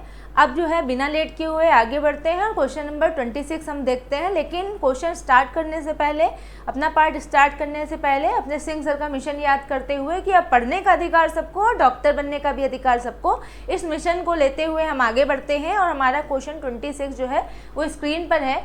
क्या है क्वेश्चन हमारा, एक कण 100 मीटर की ऊंचाई से गिराया जाता है। तो बेटा हमें ऊंचाई क्या दे रहा है, वो 100 मीटर दे रहा है, ठीक है। गिराया जाता है यानी जमीन के साथ कण का प्रत्यावस्थान गुणांक 1/2 है। प्रत्यावस्थान गुणांक जो है आपका बेटा कोफिशिएंट ऑफ रेस्टिट्यूशन, वो आपको 1/2 दे रहा है। तो जमीन के साथ 3 संघट्ट के बाद, कितना संघट्ट बोल रहा है, 3 संघट्ट के बाद कण द्वारा प्राप्त अधिकतम ऊंचाई होगी। क्या सिनेरियो है, जैसे हमारे पास यहाँ पे बेटा कोई कण था, ये हमारा पहले जो था वो h ऊंचाई पर था, तो h तो उसने हमको 100 मीटर दिया है। बाद में क्या होता है, जब ये गिरता है तो क्या होता है, ज़मीन से टकराता है, फिर ऊपर जाता है, उतनी ऊंचाई तो नहीं प्राप्त कर पाता। तो यहाँ पर हमने माना h1 ऊंचाई प्राप्त करता है, फिर गिरता है, टकराता है, और फिर कोई ऊंचाई प्राप्त करता है, हमने माना h2 ऊंचाई प्राप्त करता है, और इसी तरीके वो टकराएगा और एक टाइम पर क्या है, hn ऊंचाई प्राप्त करेगा। नॉर्मल हम इंटीजर में देखें तो, ठीक है। तो बेटा यहाँ पर हम लोग बहुत अच्छे तरह से जानते हैं कि अगर वो 3 संघट्ट के लिए पूछ रहा है, यानी कि n हमारा क्या है, 3 है, और हम जो है फार्मूला हमारा क्या होता है, रिलेशन क्या होता है हमारा प्रत्यावस्थान गुणांक से, hn = e⁻² h, मतलब जितने भी संघट्ट हो रहे हैं उनकी ऊंचाई।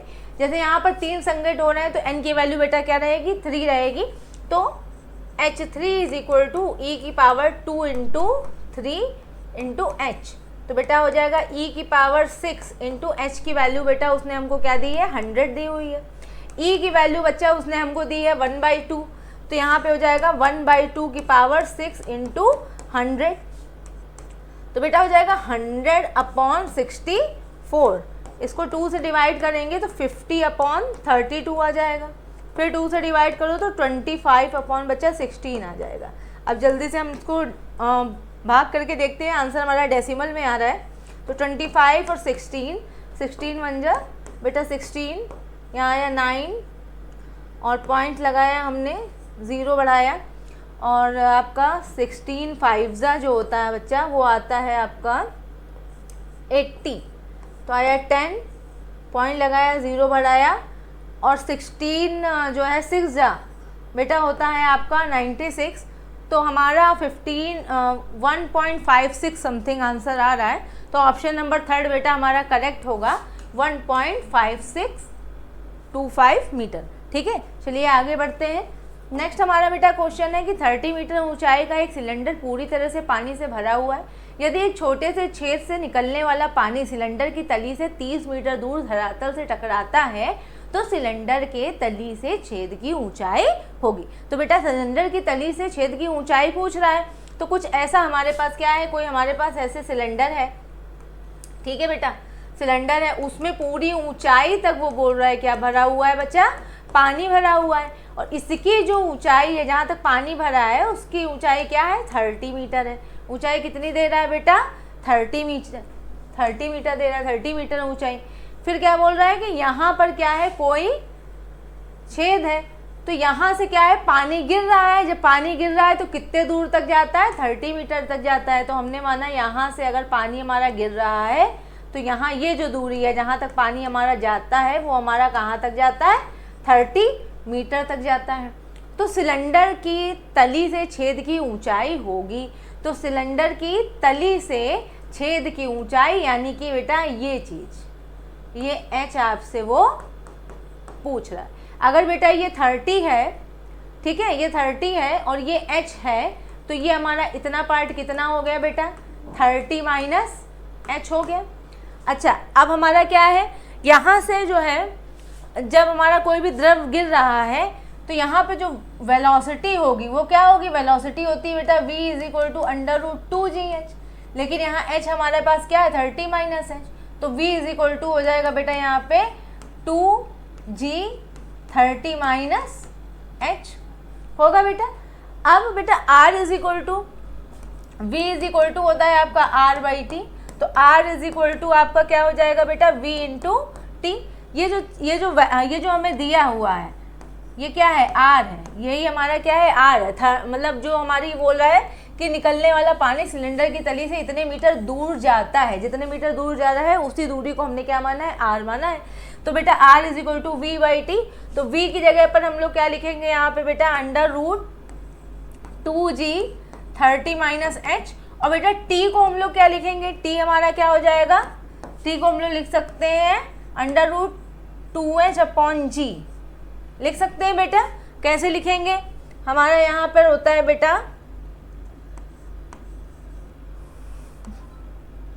s is equal to ut plus half GT² होता है, ठीक है बेटा। तो हाफ GT² होता है, तो यहाँ पर क्या हो जाएगा आपका, ये 0 है, तो s इज इक्वल टू या h इज इक्वल टू आपका हो जाएगा यहाँ 2h/g √t। तो यहाँ पर आया बेटा t की वैल्यू आएगी 2h/g, तो यहाँ पर हमने यहीं से t की वैल्यू निकाल ली है, आया हमारा 2h/g। अब इसे सॉल्व कर लेते हैं, ये भी अंडर रूट में, ये भी अंडर रूट में, तो दोनों को अंडर रूट में ही कर लेते हैं। यहाँ पे आया 2g 30 माइनस h इंटू बेटा क्या हो जाएगा, 2h अंडर रूट के ही अंदर अपॉन g, तो g से g बेटा आपका क्या हो गया, कैंसिल हो गया।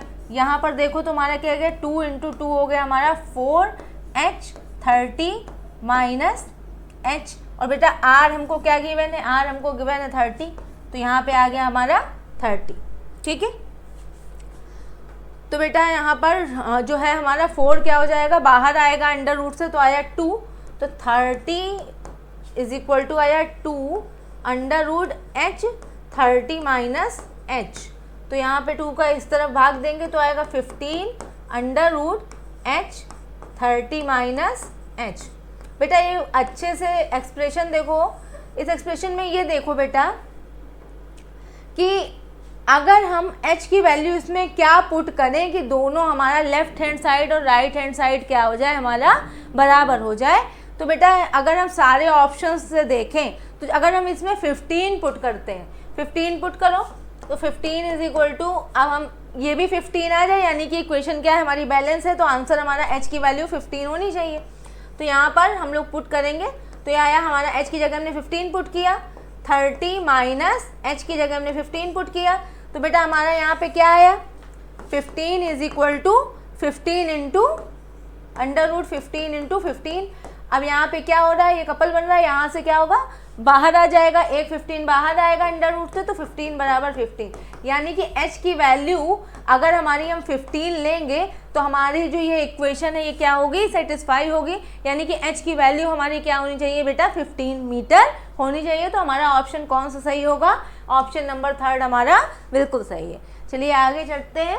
अब बेटा आते हैं अपने नेक्स्ट क्वेश्चन पे। हमारा नेक्स्ट क्वेश्चन है क्वेश्चन नंबर 28। दो कार P और Q सरल रेखा में एक ही बिंदु से चलना प्रारंभ करती है।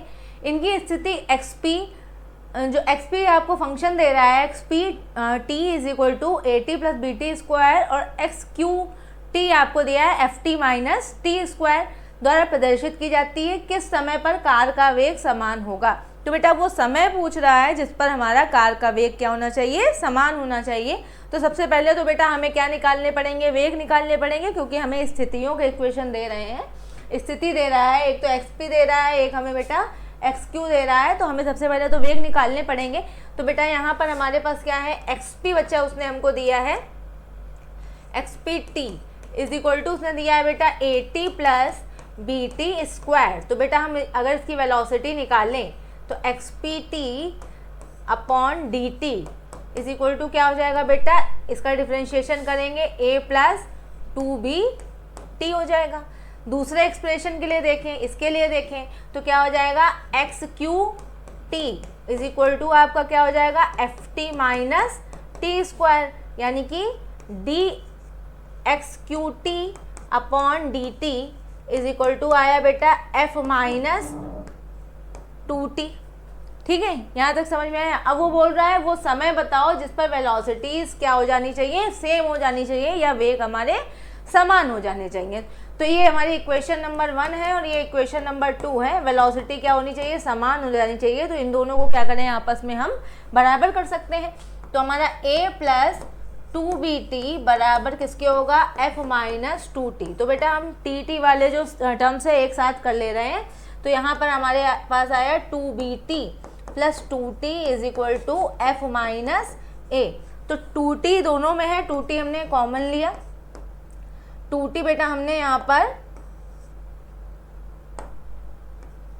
कॉमन लिया, तो यहाँ पर 2T हमारा कॉमन आया, हमारे पास आया B plus 1 is equal to F minus A। हमें वैल्यू निकालनी है बेटा T की, उसने हमसे समय पूछा है ना, किस समय पर, तो समय पूछ रहा है, वैल्यू T की निकालनी है। तो T इज इक्वल टू बेटा क्या आ जाएगा, F माइनस A अपॉन आपका 2B प्लस 1, ये हमारा समय आना चाहिए। तो देखिए कौन सा ऑप्शन हमारा करेक्ट आ रहा है, ऑप्शन नंबर बेटा 4 जो है वो करेक्ट होगा, F minus A is equal upon 2 1 plus B।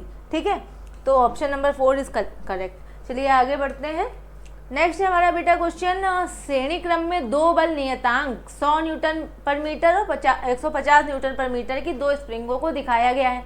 संतुलन की स्थिति से पिंड को 2.5 सेंटीमीटर की दूरी तक दाईं ओर खींचा जाता है। स्प्रिंग द्वारा दाईं ओर किए गए कार्य व बाईं ओर स्प्रिंग द्वारा किए गए कार्य का अनुपात क्या है। तो बेटा स्प्रिंग द्वारा किए गए कार्य का अनुपात वो आपसे पूछ रहा है। पहले तो जो कंडीशन दे रहा है आपको, उसने क्या दिया है, बल नियतांक दिया है। एक उसने दिया है K1 और एक उसने दिया है K2। दो स्प्रिंग्स हैं, दोनों के बल नियतांक क्या है, अलग अलग हैं। तो यानी कि यहाँ पर उसने हमें K1 दिया बेटा 100 न्यूटन पर मीटर, और बेटा K2 उसने हमको दिया यहाँ पर 150 न्यूटन पर मीटर। ठीक है, कि दो स्प्रिंगों को दिखाया गया है, दोनों की संतुलन की स्थिति में पिंड को 2.5 सेंटीमीटर की दूरी तक दाईं ओर खींचा जाता है। ठीक है, यानी कि आपको x1 प्लस x2, अगर एक की दूरी x1 है दूसरे की x2 है, तो x1 प्लस x2 आपको क्या दिया है बेटा, उसने 2.5 दिया हुआ है। स्प्रिंग द्वारा दाईं ओर किए गए कार्य व बाईं ओर स्प्रिंग द्वारा किए गए कार्य का अनुपात हमें बताना है। तो बेटा यहाँ पर संतुलन की अवस्था में बता रहा है, तो हमारा क्या हो जाएगा, K1 x1 is equal to K2 x2। F is equal to Kx होता है, तो K1 x1 is equal to K2 x2। तो K1 की जगह बेटा हम लोग लिखेंगे 100, x1 इज इक्वल टू आपका आया 150 x2। तो इसको सॉल्व करो बेटा, x1 की वैल्यू आपकी क्या आ जाएगी 150/100 x2, यानी कि आपका आया यहाँ पे 1.5 x2 x1। तो बेटा x1 की वैल्यू आई आपकी 1.5 x2। अब ये वैल्यू उठा करके हम इस इक्वेशन में, इक्वेशन नंबर 1 मानते हैं, इस इक्वेशन में हम पुट कर देते हैं। तो यानी कि 1.5 x2, x1 की जगह क्या पुट कर रहे हैं 1.5 x2 प्लस x2 बराबर आया आपका 2.5, यानी कि 2.5 x2 बराबर आया 2.5, यानी कि x2 बेटा आपका बराबर आया 1 सेंटीमीटर। आपका x2 की वैल्यू आई 1 सेंटीमीटर। अगर x2 आपका 1 है, x2 आपका 1 है तो x1 क्या हो जाएगा 1.5 सेंटीमीटर। ठीक है, इसमें वैल्यू रख देंगे तो हमारे पास x1 की भी वैल्यू आ जाएगी। अब हमारे पास x1 और x2 की वैल्यू आ गई है। अब हम लोग जो वर्क है वो आसानी से निकाल सकते हैं, क्योंकि W इज इक्वल टू बेटा आपका क्या होता है -12 kx² होता है। ठीक है, तो W1/W2 आपको क्या पूछ रहा है, अनुपात पूछ रहा है। ठीक है, बाईं ओर किए गए कार्य और दाईं ओर किए गए कार्य के लिए तो हमने माना बाईं ओर किए गए कार्य का W1 और दाईं ओर किए गए कार्य का W2। -12 kx1² upon -12 kx2²। तो माइनस माइनस हाफ बेटा कट गया आपका आया यहाँ पर K1 K1 की वैल्यू बेटा उसने क्या दिया है हमें 100 और K2 की वैल्यू उसने दी है बेटा हमें 150। x1 की जगह बेटा हम लोग यहाँ पर पुट करेंगे 1.5 का स्क्वायर और बेटा x2 की जगह पुट करेंगे 1 का स्क्वायर। तो हमारा यहाँ पर आया 100/150 इंटू आपका 2.25। 15 से 2.25 बेटा आपका गया, यहाँ पे आया 0.15। तो आया 0.15 और ये हो गया हमारा 1.5। इसका 10 से मल्टीप्लाई करेंगे तो आया हमारे पास 1.5। 1.5 को हम लोग क्या लिख सकते हैं बेटा, 1.5 को हम लोग लिख सकते हैं 3/2 भी हम लिख सकते हैं। ठीक है, तो हमारा जो रेशियो आया वो हमारा क्या आया 3/2। तो ऑप्शन कौन सा हमारा राइट होगा बेटा, ऑप्शन नंबर 1 हमारा बिल्कुल करेक्ट है 3/2। ठीक है, चलिए आगे बढ़ते हैं। नेक्स्ट है हमारा क्वेश्चन बेटा यहाँ पे, निम्नलिखित 4 तारों में जो कि समान पदार्थ के बने हैं और उनकी लंबाई L तथा त्रिज्या R है। ठीक है, समान पदार्थ बोल रहा है बेटा, तो उनकी लंबाई L और त्रिज्या R है।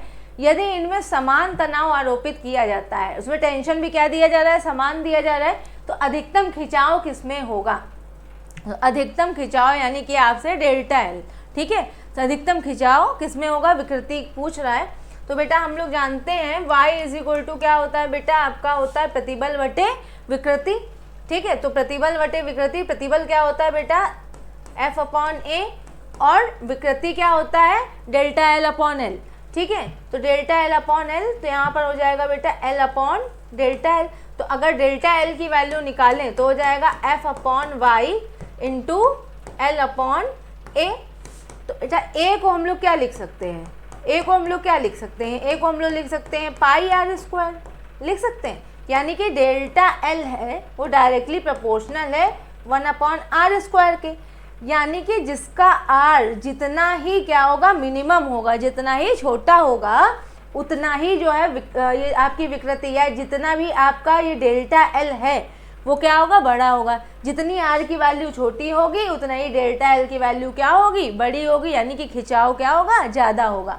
ठीक है, तो हमारा यहाँ पे ऑप्शन में हम देखें तो सबसे ज़्यादा R किसका कम है, R बेटा सबसे कम जो है हमारा ऑप्शन नंबर फर्स्ट देखिए, यहाँ पर R जो है 0.25 है, यहाँ तो 0.5 है, इससे बड़ा है 1 मिलीमीटर, इससे बड़ा है 1.5 मिलीमीटर, वो भी इससे बड़ा है। सबसे जो स्मॉल है अमाउंट वो हमारा क्या है 0.25 है। तो हमारा R जो है सबसे बड़ा, सबसे जो है छोटा जो मिनिमम है वो ऑप्शन 1 में है।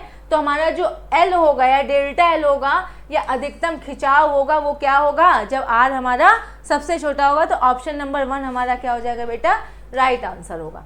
ठीक है, चलिए आगे बढ़े। फिर हमारा क्वेश्चन है, पंचम अधिस्वर में एक डोरी दोनों छोरों से बंधी हुई है, कंपन दौरान स्पंदों की संख्या होगी। तो बेटा पंचम अधिस्वर पूछ रहा है, ठीक है बोल रहा है, तो पंचम अधिस्वर है तो बेटा आपकी जो अधिस्वर मतलब ओवरटोन। अगर आपकी फिफ्थ ओवरटोन है तो आपका कौन सा सन्नादी होगा, छठा सन्नादी होगा या छठा आपका हार्मोनिक होगा। अगर छठा हार्मोनिक होगा, छठा सन्नादी होगा, तो आपके कितने लूप बनेंगे, 6 लूप बनेंगे।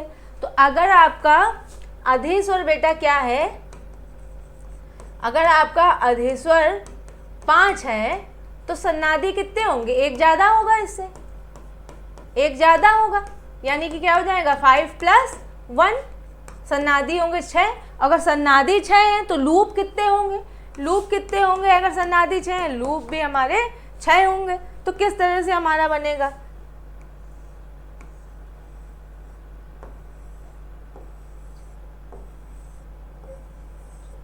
तो इस तरह से हमारा आया। तो यहाँ पर नोड गिनो, 1 2 3 4 5 6 7। तो अगर हमारे लूप जो है 6 बन रहे हैं, सन्नादी हमारे 6 हैं, लूप 6 बन रहे हैं, तो नोड कितने हुए, 1 2 3 4 5 6 7। कितने नोड हुए बेटा, 7। तो कितने नोड बनेंगे हमारे, 7। तो ऑप्शन नंबर हमारा 2 जो है वो बिल्कुल करेक्ट है। 7 आपके निस्पंद, ठीक है, निस्पंदों की संख्या यानी कि नोडों की जो संख्या है वो कितनी होगी, 7। ठीक है, चलिए आगे बढ़े। चलिए क्वेश्चन नंबर 32 पर आते हैं बेटा। तो हमारा क्वेश्चन नंबर 32 है कि एक क्यू आवेश r मीटर की त्रिज्या के वृत्ताकार पथ पर n चक्कर प्रति सेकंड की चाल से गति करता है, तो वृत्त के केंद्र पर चुंबकीय क्षेत्र होगा। बेटा चुंबकीय क्षेत्र पूछ रहा है आपसे वृत्त के केंद्र पर, तो हम जैसा फॉर्मूला जो है हमारा फॉर्मूला जानते हैं। हमारा फॉर्मूला क्या है, b = क्या होता है, μ0/4 पाई इंटू 2 पाई I/r। ठीक है, हमारा फॉर्मूला। अब इसकी जगह हम लोग 2 पाई से अगर इसको काटे तो कितने टाइम जाएगा, 2 टाइम जाएगा। तो μ0/2 हो गया I/r। I को हम लोग क्या लिख सकते हैं बेटा, qn लिखते हैं। μ0/2 इंटू qn/r। ठीक है बेटा, अब इसको किस तरह से लिख सकते हैं हम, μ0 को लिख सकते हैं बेटा हम लोग, μ0 की वैल्यू होती है 4 पाई इंटू 10⁻⁻7 अपॉन है बेटा हमारे पास यहाँ पे 2 इंटू qn/r। तो यहाँ पे हमारा हो जाएगा बेटा 4 पाई qn/2 r इंटू 10⁻⁻7, यानी कि हमारे सारे ऑप्शन बेटा 2 पाई में आ रहे हैं, तो 2 से हम लोग इसको कैंसिल करते हैं। तो हमारा आया 2 पाई qn/r इंटू 10⁻⁻7। तो हमारा कौन सा ऑप्शन जो है सही बैठ रहा है बेटा यहाँ पर, ऑप्शन नंबर जो 3rd है हमारा 2 पाई NQ/r इंटू 10⁻⁻7 Nm/A। ठीक है, तो हमारा ऑप्शन नंबर 3rd जो है वो बिल्कुल सही है। चलिए आगे बढ़ते हैं। नेक्स्ट बेटा हमारा क्वेश्चन है यहाँ पर कि 2 कणों x एवं y पर समान आवेश है, इन्हें समान विभवांतर से त्वरित करने के पश्चात एक सार चुंबकीय क्षेत्र में भेजा जाता है। तब ये r1 एवं r2 त्रिज्या के वृत्ताकार पथ पर गति करते हैं। x और y कणों के द्रव्यमानों का अनुपात होगा। आपसे बेटा x और y कणों के द्रव्यमानों का अनुपात पूछ रहा है। तो बेटा r = क्या होता है, r = होता है mv/qb। ठीक है, और बेटा इसको हम लोग और क्या लिख सकते हैं, इसको हम लोग और क्या लिख सकते हैं, mv/qb को हम लोग क्या लिखते हैं यहाँ पर, √2mqv/qb। ठीक है, या हम लोग लिख सकते हैं r is directly proportional to √m, r is directly proportional to √m, यानी कि यहाँ पर बेटा कैपिटल R ले रहा है तो हम लोग इसको कैपिटल R ले लेते हैं। तो यानी कि R1 अगर रेशियो निकाले, R1/R2 is directly proportional to √m1/m2, यानी कि m1/m2 इज इक्वल टू क्या हो जाएगा बेटा, दोनों तरफ स्क्वायर करना पड़ेगा, हो जाएगा हमारा R1/R2 का होल स्क्वायर। तो हमारा उसने पूछा है हमसे कि दोनों के द्रव्यमानों का अनुपात बताना है, तो द्रव्यमानों का अनुपात क्या होगा, R1/R2 का स्क्वायर। तो बेटा ऑप्शन नंबर जो है आपका 3rd जो है वो सही है, R1/R2 स्क्वायर। ठीक है, चलिए आगे बढ़ते हैं। एक प्रत्यावर्ती धारा परिपथ में I = 100 sin 200 पाई टी द्वारा दर्शाई जाती है। इस परिपथ में धारा शून्य से बढ़कर उसके शिखर मान तक पहुंचने में लगा समय है। यानी कि बेटा समय पूछ रहा है, वो आपसे टी की वैल्यू पूछ रहा है और आपको धारा का एक्सप्रेशन दे रहा है। यानी कि I इज इक्वल टू उसने हमको दिया 100 sin 200 पाई टी। यानी कि बेटा जो ओमेगा की वैल्यू आपको दे रहा है वो आपको क्या दे रहा है, 200 पाई। ठीक है, तो हमें टी निकालना है। अगर हम इससे टी निकालें, कैपिटल टी निकालें, तो टी इज इक्वल टू होता है बेटा 2 पाई बाई ओमेगा। तो यानी कि 2 पाई बाई ओमेगा की वैल्यू है बेटा यहाँ पर 200 पाई। तो पाई से पाई कटा, ये आया बेटा हमारा 1/100। अब वो बोल रहा है इस परिपथ में धारा शून्य से बढ़कर उसके शिखर मान तक पहुँचने में। तो जैसे हमारे पास यहाँ को इस तरह से परिपथ है, तो धारा शून्य से चली और इसका शिखर मान यानी कि यहाँ तक पहुँचने में उसको कितना समय लगा, ये चीज़ वो आपसे पूछ रहा है। तो यहाँ पर कितना समय, वो कितना चला साइकिल, t/4। टोटल कितना समय लिया उसने, पूरा इसका जो टाइम था वो है बेटा t यहाँ तक। तो इतने का टाइम जो है इसका, यहाँ तक का शिखर मान तक का टाइम हमारा कितना हुआ बेटा, t/4। तो t इज इक्वल टू आया आपका t/4। तो t आपको क्या दिया है बेटा, 1/100। और बेटा ये हमें क्या दिया है यहाँ पर, मल्टीप्लाई बाई 4, तो 1/400 सेकेंड। तो हमारा जो समय आया t आया 1/400 सेकेंड। ऑप्शन नंबर हमारा 4 जाएगा, तो 1/400 सेकेंड। चलिए आगे बढ़ते हैं। 35 एक 600 नैनोमीटर की प्रकाश पुंज दूरस्थ स्रोत पर उत्पन्न होता है और यहाँ 1 मिलीमीटर चौड़े एकल छिद्र पर गिरता है। तो बेटा प्रकाश पुंज जो है वो कितनी, क्या है, लैम्डा हमारा 600 नैनोमीटर और यहाँ 1 मिलीमीटर चौड़े एकल छिद्र पर गिरता है। कितना हमारी चौड़ाई है, 1 मिलीमीटर। परिणामी विवर्तन 2 मीटर दूर स्थित एक पर्दों पर दिखाई देता है। ठीक है, कितने दूर दिखाई देता है, 2 मीटर दूर। केंद्रीय दीप्त फ्रिंज के दोनों ओर स्थित अदीप्त फ्रिंजों के बीच की दूरी ज्ञात कीजिए। अदीप्त फ्रिंजों के बीच की दूरी बेटा आपसे पूछ रहा है। हम जानते हैं a sin theta is equal to क्या होता है बेटा, n लैम्डा। अगर sin थीटा हमारा क्या है बेटा, बहुत ही स्मॉल है, थीटा के बराबर, तो इसको हम लोग क्या लिखते हैं, y/d। अब यही थीटा की वैल्यू, sin थीटा की वैल्यू यहाँ पर पुट करो, तो a into y/d is equal to आपका n लैम्डा। तो बेटा हम क्या निकालेंगे यहाँ से, y की वैल्यू अगर निकालें तो हमारे पास क्या हो जाएगा, n लैम्डा d/a। चलिए वैल्यू पुट करते हैं। वैल्यू हमारी n की वैल्यू है 1, लैम्डा की वैल्यू बेटा हमें ले रहा है 600 नैनोमीटर। तो 600 इंटू 10⁻⁻9 हो जाएगा, नैनोमीटर है। इंटू बेटा हमारा जो है यहाँ पर क्या दिया हुआ है, d दिया हुआ है। d हमारा यहाँ पर जो है ये दिया हुआ है 2 मीटर और a जो है बेटा हमें दिया है 1 इंटू 10⁻³ 1 मिलीमीटर। ठीक है, तो जब इसे सॉल्व करेंगे बेटा तो y की वैल्यू हमारी आती है यहाँ पर 1.2 मिलीमीटर। लेकिन वो क्या पूछ रहा है, अदीप्त फ्रिंजों के बीच की दूरी पूछ रहा है, यानी कि 2y आपका क्या हो जाएगा, 2 इंटू 1.2 यानी कि 2.4 मिलीमीटर। तो हमारा ऑप्शन बेटा कौन सा सही हुआ, ऑप्शन नंबर 1 हमारा करेक्ट होगा, 2.4 मिलीमीटर। चलिए आगे बढ़े। नेक्स्ट है हमारा बेटा यहाँ पर आपसे एसर्शन रीजन का क्वेश्चन है आपका। तो आपका कथन दिया हुआ है बेटा, शुद्ध अर्धचालक का प्रतिरोध ताप गुणांक ऋणात्मक होता है। बिल्कुल सही बात है। दूसरा कारण हमें दे रहा है, अर्धचालक का ताप बढ़ाने पर आवेश वाहक मुक्त होते हैं, चालकता बढ़ती है तथा प्रतिरोध घटता है। ये भी स्टेटमेंट आपका क्या है, सही है। आप दोनों को देखते हैं कि ये कारण जो है कथन की व्याख्या कर रहा है या कथन कारण की व्याख्या कर रहा है या नहीं। तो बेटा अगर कथन से देखें तो कथन जो है वो कारण की व्याख्या करता है, क्योंकि यहाँ पर है ना, अर्धचालक का ताप बढ़ाने पर आवेश वाहक मुक्त होते हैं, चालकता बढ़ती है तथा प्रतिरोध घटता है। तो बिल्कुल सही बात है। तो हमारा ऑप्शन कौन सा सही जाएगा, ऑप्शन नंबर 1 बेटा। देखिए कथन और कारण दोनों सही हैं और कारण कथन की व्याख्या करता है, तो ऑप्शन नंबर 1 हमारा क्या होगा, करेक्ट होगा। चलिए आगे बढ़े बेटा। हमारा क्वेश्चन नंबर 37, कथन और कारण दिए हुए हैं आपको। वास्तविक जगत में उत्क्रमणीय निकाय मुश्किल से मिलते हैं। बिल्कुल सही बात है।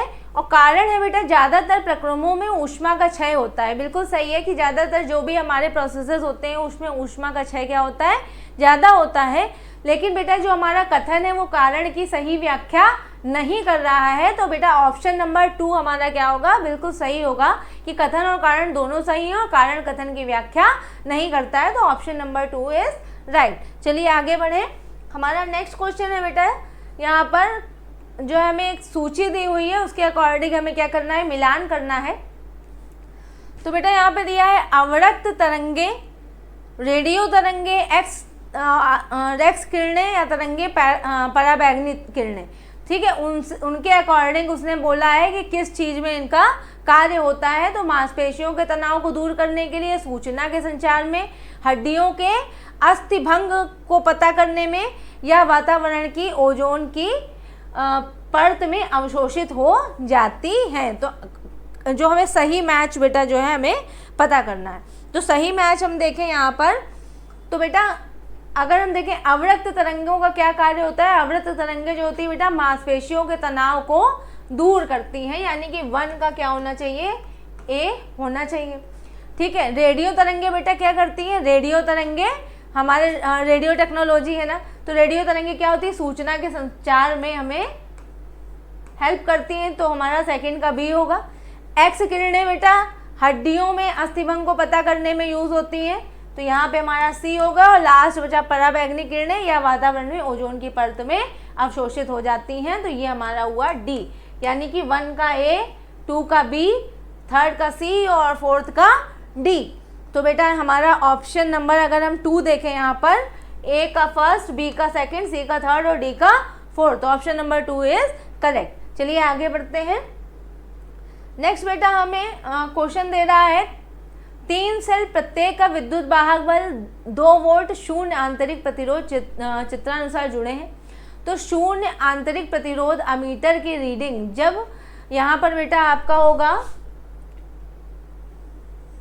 कुंजी, कुंजी के खुली है और कुंजी के जो है आपकी बंद है। जब आपकी कुंजी खुली है और बंद है तब आपको जो है करंट की वैल्यू या धारा की वैल्यू आपको निकालनी है। उसने अमीटर की रीडिंग पूछा है। ठीक है, तो बेटा जब हमारी यहाँ पर कुंजी क्या होगी, ओपन होगी। जब यहाँ पे बेटा हमारी कुंजी क्या होगी, ओपन होगी। तो जब कुंजी ओपन होगी तो हमारे यहाँ पर क्या होगा, जो हमारा प्रतिरोध होगा वो हमारा क्या हो जाएगा, जो ये दोनों हो जाएंगे श्रेणी क्रम में। तो जो हमारा प्रतिरोध होगा वो हो जाएगा बेटा, तो बेटा हमारे पास क्वेश्चन 39, 3 सेल प्रत्येक का विद्युत वाहक बल 2 वोल्ट शून्य आंतरिक प्रतिरोध चित्रानुसार जुड़े हैं। तो शून्य आंतरिक प्रतिरोध अमीटर की रीडिंग जब आपकी यहाँ पे कुर्सी नहीं बेटा, यहाँ पे गलत है, आपका यहाँ पर कुंजी होगा। क्या होगा यहाँ पे आपका कुंजी, कुंजी के ए जो है आपकी खुली है और बी बंद है, तब आपको क्या निकालनी है, करंट की वैल्यू, आपको धारा की वैल्यू निकालनी है बेटा। ठीक है, तो बेटा जब हमारी यहाँ पर पहले जब हम कंडीशन ले रहे हैं कि कुंजी जब हमारी क्या होगी, खुली होगी। जब हमारी यहाँ पर बेटा कुंजी खुली होगी तो ऐसी कंडीशन में अब यहाँ पे कुंजी खुल गई तो करंट इससे आगे नहीं जा पाएगी। तो हमारे कौन से प्रतिरोध काम करेंगे, ये और ये, यानी कि 12 और 1 ओम का प्रतिरोध काम करेगा। यहाँ से होकर के धारा गुजरेगी। तो हमारा अगर R इक्विवेलेंट हम निकालें तो R इक्विवेलेंट बेटा हमारा क्या आ जाएगा यहाँ पे 1 + 12 यानी कि 13 ओम। अगर करंट निकालें, I निकालें, I = क्या होता है हमारा बेटा, हमें V क्या दिया हुआ है, 6 वोल्ट दिया हुआ है, V 6 वोल्ट दिया है और हमारा जो R आया है वो आया है 13 यानी कि 6/13। बेटा जब इसे भाग देंगे तो हमारा वैल्यू आती है 0.44 एम्पियर समथिंग वैल्यू आएगी। ठीक है, नेक्स्ट है हमारा जब कुंजी बंद है। बेटा जब इसको बंद कर देते हैं, अब करंट जो है पूरे में जो है फ्लो करेगी। जब करंट पूरे में जाएगी, पूरे सर्किट में फ्लो करेगी, तो ऐसी कंडीशन में ये दोनों क्या हो जाएंगे बेटा, आपके पैरेलल में होंगे और ये इनसे सीरीज में होंगे। तो पैरेलल में जब इनका रेजिस्टेंस निकालेंगे तो पैरेलल में हमारा 6 और 12 का R जो आएगा वो हमारा आएगा 1/R = 1/6 + 1/12 यानी कि हमारा आया यहाँ पर 12, यहाँ आया हमारे पास 2 + 1 यानी कि 3/12 यानी कि आया हमारे पास R की वैल्यू आई हमारे पास 4 ओम। जब बेटा हमारी क्या है, यहाँ से कुंजी हमारी बंद है, तो 4 हमारे इस सर्किट की वैल्यू आई +1, तो R इक्विवेलेंट हमारा क्या हो जाएगा पूरा बेटा यहाँ पर 4 + 1, 4 ओम इसके लिए और 1 हमारा ये दिया हुआ है 4 + 1 यानी कि हमारा आया यहाँ पर 5 ओम। ठीक है, अब अगर हमें निकालना है यहाँ पर करंट निकालनी है जब कुंजी बंद है, तो I = क्या हो जाएगा बेटा आपका V/R इक्विवेलेंट। तो V आपको दिया है 6 और R आपका आया है यहाँ पर 5, तो 6/5 यानी कि आपका आ जाएगा यहाँ पे 1.2 एम्पियर समथिंग आंसर आना चाहिए। तो हमारा जब कुंजी खुली हुई है तब आंसर बेटा हमारा यहाँ पे क्या आ रहा था, तब आंसर हमारा यहाँ आ रहा था 0.44 और जब कुंजी बंद है तब हमारा आंसर क्या आ रहा है 1.2 एम्पियर। तो देखिए हमारा कौन सा ऑप्शन जो है बेटा वो सही आया। ऑप्शन नंबर बेटा हमारा यहाँ पर फर्स्ट ही सही है कि हमारा जब कुंजी खुली है तो 0.44 एम्पियर और जब बंद है तब हमारी 1.2 एम्पियर। तो हमारा ऑप्शन नंबर 1 जो है वो करेक्ट है। चलिए आगे बढ़ते हैं। नेक्स्ट है हमारा बेटा यहाँ पर दिए गए चित्र में कुंडली में धारा व समय के बीच ग्राफ है, तब प्रेरित विभव व समय के बीच का ग्राफ होगा। तो बेटा प्रेरित विभव व समय के बीच का आपको ग्राफ पूछ रहा है, तो हम जैसा कि रिलेशन जानते हैं बेटा, रिलेशन क्या होता है हमारे पास, E = होता है I आपका DI/L DI/dt। तो L DI/dt और आगे साइन क्या होता है बेटा हमारा माइनस का होता है, यानी कि विद्युत वाहक बल की प्रवणता के विपरीत चिन्ह के अनुसार। विद्युत वाहक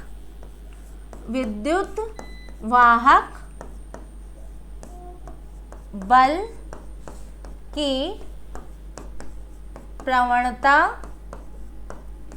के विपरीत चिन्ह के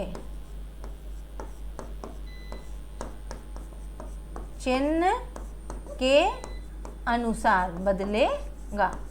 तो बेटा यहाँ पर हम देख रहे हैं हमारे पास ये E = -L DI/dt होता है, लेकिन यहाँ पर हमारा यह क्या लगा हुआ है माइनस। तो यानी कि विद्युत वाहक बल जो है, विद्युत वाहक बल की प्रवणता के विपरीत चिन्ह के अनुसार क्या है बदलेगा।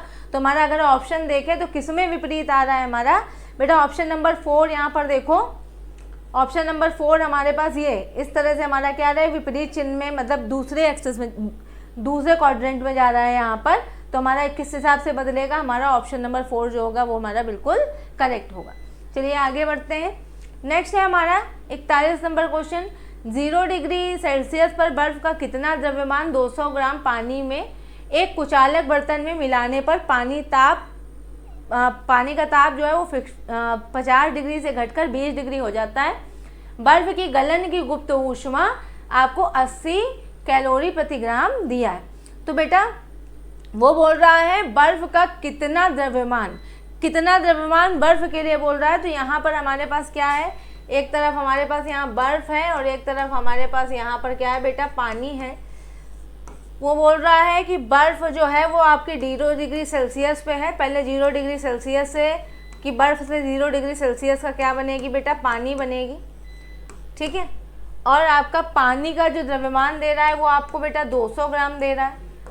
तो पानी एक कुचालक बर्तन में मिलाने में पानी का ताप 50 से घटकर 20 हो जाता है। पहले इसका ताप बेटा 50 डिग्री था, 50 से घटकर क्या हो गया बेटा 20 हो गया। बर्फ़ की गलन की गुप्त ऊष्मा आपको दी है, ठीक है। तो बेटा हमारे यहाँ पे बर्फ़ का हमने माना द्रव्यमान हमारा क्या है m है। 0 डिग्री सेल्सियस से 0 डिग्री के पानी में बदल रहा है, यानी कि हमारा यहाँ पे क्या लगेगा बेटा ml लगेगा, क्योंकि टेम्परेचर सेम है और स्टेट बदल रही है। और इन दोनों के बीच में हमारा क्या लगेगा बेटा ms डेल्टा t लगेगा, क्योंकि हमारे यहाँ पे टेम्परेचर डिफरेंट है और जो स्टेट है वो क्या है सेम है। ये भी पानी है और ये भी पानी है और इन दोनों के बीच भी क्या लगेगा बेटा ms डेल्टा t लगेगा। तो चलिए क्वेश्चन सॉल्व करते हैं। हमारा हो गया ml plus ms delta t बराबर ms डेल्टा t, इसके लिए पानी के लिए है और ये पूरा हमारा इधर तरफ आया ये हमारा बर्फ़ के लिए, ठीक है। तो यहाँ पर हमारा क्या होगा m जो है हमने क्या लिखा, m हमारा हमें ज्ञात करना है, l जो है हमें 80 दिया है, m जो है हमें ज्ञात करना है, s की वैल्यू जो है बेटा यहाँ पर हमारी क्या है, पानी बन गया यहाँ से, तो 1 इंटू डेल्टा टी, इन दोनों के बीच का क्या हो गया बेटा 20 माइनस 0, तो हो गया 20, बराबर आया बेटा आपका m जो है आपका दिया है पानी का 200 और 1 और डेल्टा टी बेटा इन दोनों के बीच क्या हो जाएगा 30, तो हमारे पास आया 80m प्लस 20m बराबर आ गया आपका 3 दूनी 6, 6000, यानी कि आया 100m बराबर 6000। तो m इज इक्वल टू क्या आया आपका 6000 बटे 100, यानी कि 60 ग्राम। तो ऑप्शन नंबर बेटा हमारे पास सेकंड जो है वो करेक्ट है। बर्फ़ का जो आ रहा है मास आ रहा है, जो द्रव्यमान आ रहा है वो कितना आ रहा है 60 ग्राम। चलिए आगे बढ़ते हैं। नेक्स्ट है हमारा क्वेश्चन नंबर 42। 4000 एंगस्ट्रॉम तरंग दैर्ध्य के प्रकाश का उपयोग करते हुए यंग के प्रयोग में 2 मीटर की दूरी पर चमकीले फ्रिंजों की चौड़ाई 0.6 मिलीमीटर है। तो बीटा की वैल्यू बेटा आपको क्या दे रहा है 0.6 मिलीमीटर। यदि पूरे उपकरण का अपवर्तनांक 3.6 के द्रव्य में डुबा दिया जाए, एक द्रव्य है जिसका अपवर्तनांक बेटा कितना है आपका 3.6 है, अगर उसमें वो पूरे उपकरण को क्या कर रहे हैं हम डुबा दे रहे हैं, तो फ्रिंजों की चौड़ाई क्या होगी। बेटा हम जानते हैं कि अगर इस तरह का हमारा कोई कंडीशन है कि हम पूरा का पूरा जो अपरेटस है वो हम पानी में डुबा रहे हैं, तो ऐसे कंडीशन में हमारे बीटा डैश की वैल्यू क्या हो जाएगी बेटी, beta dash is equal to हो जाएगा बीटा बाई म्यू। और बेटा बीटा हमें क्या दिया हुआ है उसने 0.6 दिया है और म्यू की वैल्यू क्या है 3.6 है, तो यहाँ पे आ जाएगा आपका 1/6 आएगा, 1/6 आएगा, यानी कि अगर डिवाइड करेंगे तो 0.16 समथिंग आंसर हमारे बीटा की वैल्यू आएगी।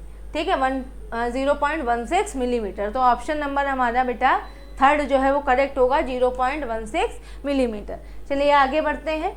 नेक्स्ट है हमारा क्वेश्चन, प्रगामी तरंग का समीकरण y is equal to 10 sin pi t/4 minus x/t आपको दिया हुआ है, जहाँ x y सेंटीमीटर में तथा t सेकंड में है, तो कण की अधिकतम चाल होगी। तो बेटा अधिकतम चाल आपसे पूछ रहा है, v आपसे पूछ रहा है, तो क्या करेंगे इसको हम लोग डिफ्रेंशिएट कर देते हैं। ठीक है, स्थिति का समीकरण दिया है, डिफ्रेंशिएट करेंगे तो वेलोसिटी आ जाएगी, यानी कि dy आपको पहले समीकरण क्या दिया है, समीकरण उसने दिया है बेटा आपको y is equal to 10 sine pi t/4 minus x/4। ठीक है, यानी कि dy/dt आपका क्या हो जाएगा यहाँ पर बेटा 10 इंटू, अगर साइन हमारा बेटा क्या है बहुत ही छोटा है, पाई इंटू ये वाला मल्टीपल आएगा 1/4, यानी कि 10 इंटू पाई/4, यानी कि 10 का 4 से गया तो हमारे पास आया 2.5 पाई dy/dt। तो ऑप्शन नंबर बेटा हमारा कौन सा सही हुआ, हमारा वेलोसिटी क्या आ रही है बेटा v is equal to 2.5 pi centimetre per second. Option number 1 is correct. चलिए आगे बढ़ते हैं। नेक्स्ट है बेटा हमारे यहाँ पे, एक लड़के की आँख किसी बर्तन में पानी की सतह से 1 मीटर ऊंचाई पर है। यदि पानी का अपवर्तनांक म्यू इज इक्वल टू 4/3 है तथा एक मछली पानी की सतह से 3 मीटर गहराई पर दिखाई दे रही है, यानी कि जो उसकी अपरेंट डेप्थ है, आभासी जो उसकी डेप्थ है वो बेटा वो कितनी है उसकी 3 मीटर है। ठीक है, तो मछली की वास्तविक गहराई यानी कि रियल डेप्थ आपसे पूछ रहा है, वास्तविक गहराई पूछ रहा है। तो बेटा रियल डेप्थ जो होती है या आप वास्तविक गहराई जो होती है वो आपकी क्या होती है mu into apparent depth. Apparent depth यानी कि आभासी गहराई। ठीक है, तो बेटा म्यू की वैल्यू उसने हमको दी है 4/3 और आभासी डेप्थ मतलब जो आभासी गहराई उसने हमको दी है वो कितनी दी है 3। तो 3 से 3 हमारा कैंसिल हो गया। जो रियल डेप्थ आई, रियल डेप्थ हमारी क्या आई 4 मीटर, यानी कि वो है तो 4 मीटर पर, लेकिन हमें दिखाई कितनी दे रही है 3 मीटर पर दिखाई दे रही है। तो रियल डेप्थ हमारी क्या है 4 मीटर। तो ऑप्शन नंबर 1 इज करेक्ट। चलिए आगे बढ़े। नेक्स्ट है बेटा हमारा यहाँ पे क्वेश्चन, यदि दो द्रव्यमान m2 8 kg का है और m1 5 kg का है, चित्रानुसार एक भारहीन रस्सी से घिरने के ऊपर से गुजरते हैं। यदि M2 तथा तल के बीच घर्षण गुणांक 0.15 है तो द्रव्यमान M का वह न्यूनतम मान होगा जिसमें M2 स्थिर रहे। M का वो उसने न्यूनतम मान पूछा है कि M2 क्या रहे, उसमें स्थिर रहे, वो न्यूनतम मान बताइए। तो ठीक है बेटा, आपको दे रहा है ये कि घर्षण गुणांक जो है वो 0.15 है। ठीक है, तो बेटा अगर हम लोग इसके लिए FBD बनाएं, इनके लिए FBD बनाएं तो बेटा हमारा यहाँ पर टेंशन फोर्स लग रहा है। ठीक है, तो T बराबर किसके होगा, यहाँ पर सरफेस पे क्या लग रहा होगा बेटा, फ्रिक्शन फोर्स लग रहा होगा। T इज इक्वल टू क्या हो जाएगा बेटा, आपका म्यू mg हो जाएगा। ठीक है, T is equal to mu mg हो गया। और दूसरा, अगर दूसरे के लिए हम लोग देखें, अगर हम टोटल m इसका देखें तो म्यू m बेटा आपका क्या हो जाएगा, एक तो 8 kg है और दूसरा m है, तो m की जगह पर 8 प्लस m g बराबर होगा आपका t। अब बोलेंगे इसको इक्वेशन नंबर 1, इसको नहीं बोलते, कंफ्यूज हो जाएंगे। ठीक है, तो बेटा ये हमारा हो गया इक्वेशन नंबर 1। अब हम लोग M1 के लिए जो है FBD बना रहे हैं। M1 के लिए FBD बनाएंगे तो नीचे हमारा क्या लग रहा है, mg लग रहा है, और ऊपर टेंशन लग रहा है, यानी कि 5g minus T is equal to आपका क्या हो गया, 0। तो t इज इक्वल टू क्या हो जाएगा आपका 5g। तो t की जो वैल्यू आई 5g वो हम लोग इक्वेशन नंबर 1 में पुट कर देंगे। तो यानी कि हमारा हो जाएगा 5g is equal to mu 8 plus mg। Mu की वैल्यू आई बेटा हमारे यहाँ पर 0.15 हमें दे रखी है, तो 5g अपॉन यहाँ पर आया बेटा हमारे पास म्यू g 8 प्लस m, तो g से g हमारा कट गया, तो बेटा हमारा यहाँ पर आया 5 बाई म्यू की वैल्यू 0.15 8 प्लस m। तो हमें m की वैल्यू निकालनी है जिस पर m का वो द्रव्यमान जिस पर m2 क्या रहे, स्थिर रहे, तो m की वैल्यू हमें निकालनी है। तो हमारा यहाँ पे आया 500 upon 15 minus 8 is equal to m। तो हमारा यहाँ पे 15 इंटू 8 हमारा 15, और इसका अगर LCM ले हमारा तो आएगा 500, और यहाँ पर आएगा 120 इज इक्वल टू m।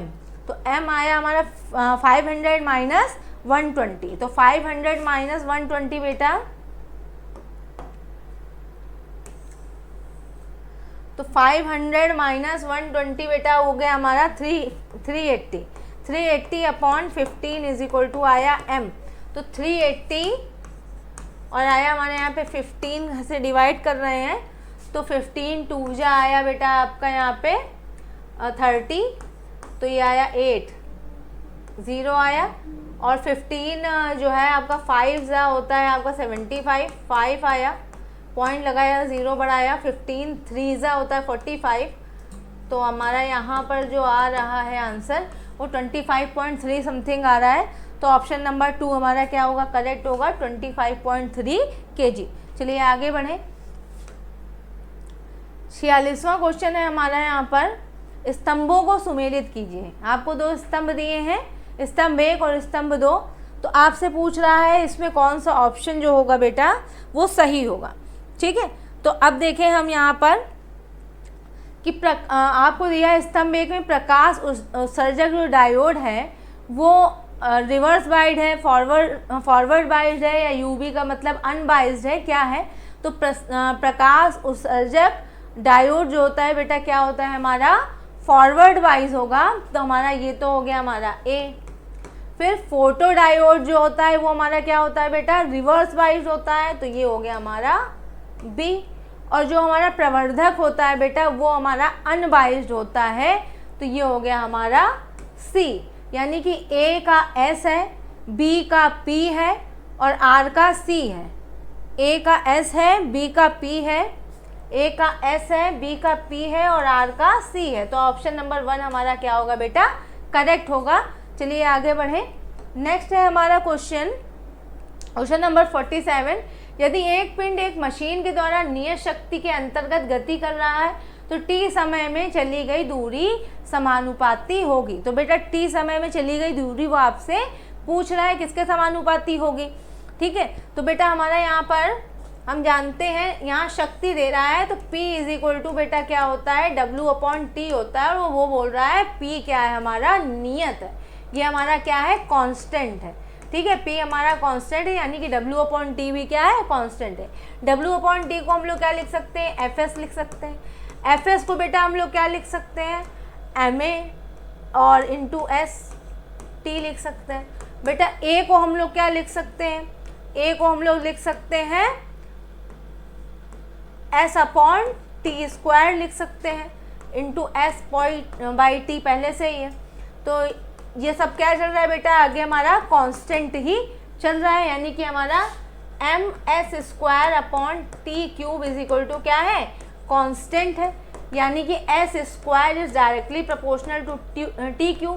तो S is directly proportional to क्या हो जाएगा बेटा T⁻3/2। तो अब हमारा जो आंसर आया S जो है वो डायरेक्टली प्रोपोर्शनल है T⁻3/2 के। तो बेटा वो उसने पूछा था दूरी समानुपाती होगी, तो दूरी किसके समानुपाती होगा बेटा T⁻3/2, यानी कि ऑप्शन नंबर 3 हमारा क्या है करेक्ट है। ठीक है, चलिए आगे बढ़ते हैं। नेक्स्ट है हमारा बेटा यहाँ पे 48 नंबर क्वेश्चन।